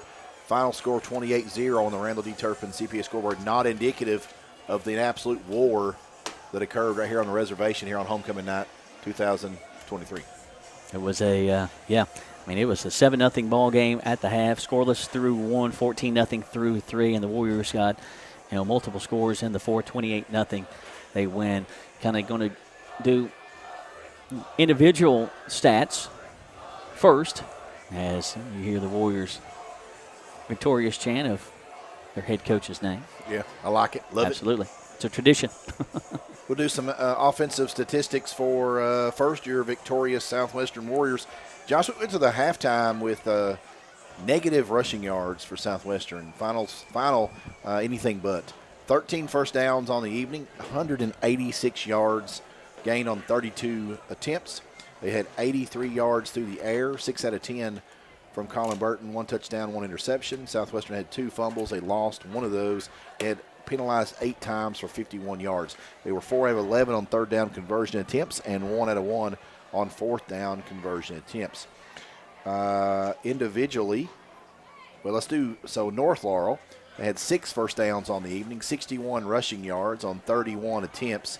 That breaks down to a little less than 2 yards a carry. It's pretty nice effort defensively for the Warriors. They gave up 19 yards through the air. The quarterback for North Laurel was 5 out of 16. No touchdowns, 2 interceptions. They had 2 fumbles. They lost one of those. They had 4 penalties for 30 yards. North Laurel, 2 out of 13 for third down conversion attempts, which was huge because Southwestern able to have those defensive stands. And then North Laurel 0 for 2 on fourth down conversion attempts. Individual statistics for the Warriors of Southwestern. Rushing the football, Caden Flores, 7 rushes, 87 yards, and a touchdown. He did have 1 fumble. He was able to recover that fumble. Christian Walden had 9 rushes for 73 yards and a touchdown. Caden Cunningham, 3 rushes for 27 yards and a touchdown. Braxton Walters, 8 rushes for 16 yards. He had 1 fumble on the evening. Colin Burton, 5 rushes for a negative 17. Again, a lot of those are sack attempts because Colin Burton did have some nice runs on the evening as well. Passing the football for Southwestern, Colin Burton 6 out of 10 for 83 yards, 1 touchdown, 1 interception. Receptions on the evening, Owen Campbell had 1 huge catch, 58 yards, touchdown. That's where we stood at the half. Caden Hewitt, 2 receptions for 23 yards. Caden Cunningham, 2 receptions for 5. And Tyler Russell, 1 for the negative 3. On the evening for North Laurel, rushing the football, Ethan Gregory, 16 rushes, 41 yards. He did have a fumble. Trayshawn Holm-Evans, we talked about him, Josh, and he played well. He did. But he just didn't touch the ball a lot. He had 5 rushes for 14 yards, did have a fumble. Jude McCorder had 3 rushes for 11 yards. Elijah Hammonds, 3 rushes for 5. And then the QB, Hunter Morgan, 4 rushes for a negative 10. Passing the football in the evening, 5 out of 16 for Hunter Morgan, 19 yards and 2 INTs. Jack Chappell, 2 receptions for 20 yards. Trayshawn Holm-Evans, 1 reception for 5. Ethan Gregory, 1 reception for 2. and Colton Gilbert 1 reception for a -8. And on a night where possessions were at a premium and offensive yards was at a premium, Southwestern won a titanic matchup that was a tug-of-war affair, heavyweight boxing match, if you will. And, Josh, I'm going to let you do the scoring breakdown. We're going to try to bring you a new wrinkle for our maiden voyage. If you stayed with us, you were in for a treat. And it's part of the reason, one of the many reasons why we appreciate Kevin and Kelly Lloyd so much and what they do. And not just, okay, we've got it, it's good. Going a step further, a scoring recap, a video recap here of the scoring tonight against scoreless through 1. And Southwestern gone on the board with 3:48 to go in the second half. Working downfield, going to fire a receive behind the receiver. Caught by Campbell to the 10, to the 5. Touchdown. Touchdown. See. At that point, Gager adds the extra point, 7-0. Thought that might be the lone score of the night. Keep it alive. First and 10, the handoff to Cunningham. Straight up the gut, bust loose, still loose, to the 5. Caden Cunningham. Cunningham, man. 6, 13-0 at the end of 3. And you felt like, okay, a little bit of breathing room there at 14-0. You thought, okay, breathing room. But still, you didn't feel whole. You didn't have that comfortable feeling because you just didn't know. And going back to that last touchdown by Walters, that's a fullback right up the gut, young man that played receiver last year. And that's what we talked about, that conversion, the weight room work he did. Yeah. Wide receiver, fullback. Last week we saw him run away from a defender receiving the football. Young man can do it all. He certainly can. And Cunningham, absolutely putting in the work in weight room wise. And then you go to the fourth quarter, and we wondered, Christian Walden, he was limited in touches in the opening half, and he was dinged up last week in the opening half against Mercer County. We worried if he was going to be done for the night, if he would come back out. Well, he'd come back out like gangbusters in that opening drive. And Walden gets into the end zone, 7:55 to go in the fourth, a 16-yard touchdown run by and up goes to Walden. Huge hold, juking and jiving to the 5, to the pylon. Touchdown, Christian. Extra point good, 21-0, and Southwestern would get one more in this one with 4:48 to go in the right to left for the blue and orange to finish this one up. I'm not going to do it justice. I didn't do it the first time. Up goes to Flores. He busts loose. Flores. He gone. Flores. He didn't get touched. Yeah. I don't think so. He gone. Don't touch me. If we could put some graphics there, it's almost like he left a trail of flames, like the DeLorean did in Back to the Future. It's like, whew. And so he just transformed himself back to 1985 in front of J.C. Penney's. I think like he was just gone. That was awesome, boss man. That was cool. That was sick. That was next level. That was awesome. Absolutely awesome. Flores takes it to the house from 45 yards away. 27-0. Gazers extra point good, 28-0. Warriors now riding a 3-game winning streak on the season, a 5-game streak in the series versus North Laurel since 2020. Blue and Orange back at home. A successful homecoming night. Congratulations again, Sally Phillips, homecoming winner. Happy birthday Monday to Nick Hibbert. Absolutely. We're very excited and happy for Nick Hibbert to celebrate that birthday. We've got some post-game awards to give out, and always difficult to do these, but we're going to do these as best as we can.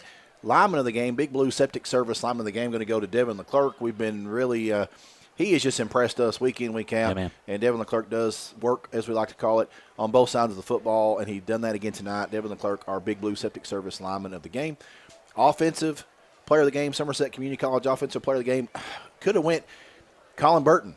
We decided to go Owen Campbell with that big touchdown catch he had there in that first half. Yep. That was a difference in the ball game in the first half. Coming out, we didn't know what to expect, but Owen Campbell going to get the nod for our Somerset Community College offensive player of the game. And then our United Cumberland Bank defensive player of the game. Again, you had some folks that did some work on the defensive side of the football. We're going to go Jonas Gallagher. Yep. Jonas was all over the field again tonight. I think in this young season, we're about at the midway point. Gallagher has just had a statement season.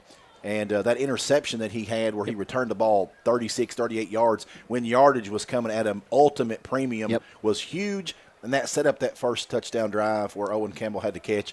And so Jonas Gallagher going to get the nod for the UCB Defensive Player of the Game tonight in what was a awesome game that the final score is not going to be indicative of how closely this contest was. No way, no how. I mentioned it during the broadcast. I'm interested to see where North Laurel goes from here. The defense, there's no question about the defense. No question about North Laurel's defense. Yep. Can they get enough offense to win a couple games in the district? And I absolutely think they can. And with their defense is certainly going to keep them in ball They're games. legit. Yeah, They're better than advertised. Yep, I agree. Absolutely. We'll stay at home next Friday night as Harlan County comes to town. North Laurel back at home next Friday night to entertain South Laurel. Great job. Thank you. It was awesome. As always, Josh McKinney, such a pleasure. Always, my friend. He's Josh McKinney. I'm Michael Gregg. Nick Hibbert taking the pictures. Jeremiah Jones on the camera work. Pat Harris behind the switches. And Kevin Lloyd joining us today with how about the wrap-up, scoring recap? That was awesome. Golf well clap. done, crew. Until next time, so long, everybody. Toyota of Somerset, we're known for great service before and after the sale and so much more. Since 1988, Toyota of Somerset has been supporting our local communities. And we sell and service what a number of different reading services call the most fuel-efficient, dependable, and safe vehicles on the road. Toyota.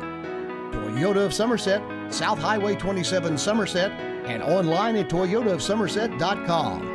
At Toyota of Somerset, we're all about you. Here to come in 175-100, here to come in 175-2. I-200 down, got it here to come in a quarter. Like successful sports programs, putting together a successful auction takes a lot of planning, organization, attention to detail, and teamwork. And you need dedicated and committed people pulling together. At Ford Brothers Auctioneers, we've been successfully selling the country since 1965. Ford Brothers Auctioneers. Give us a call or visit us online at FordBrothersInc.com.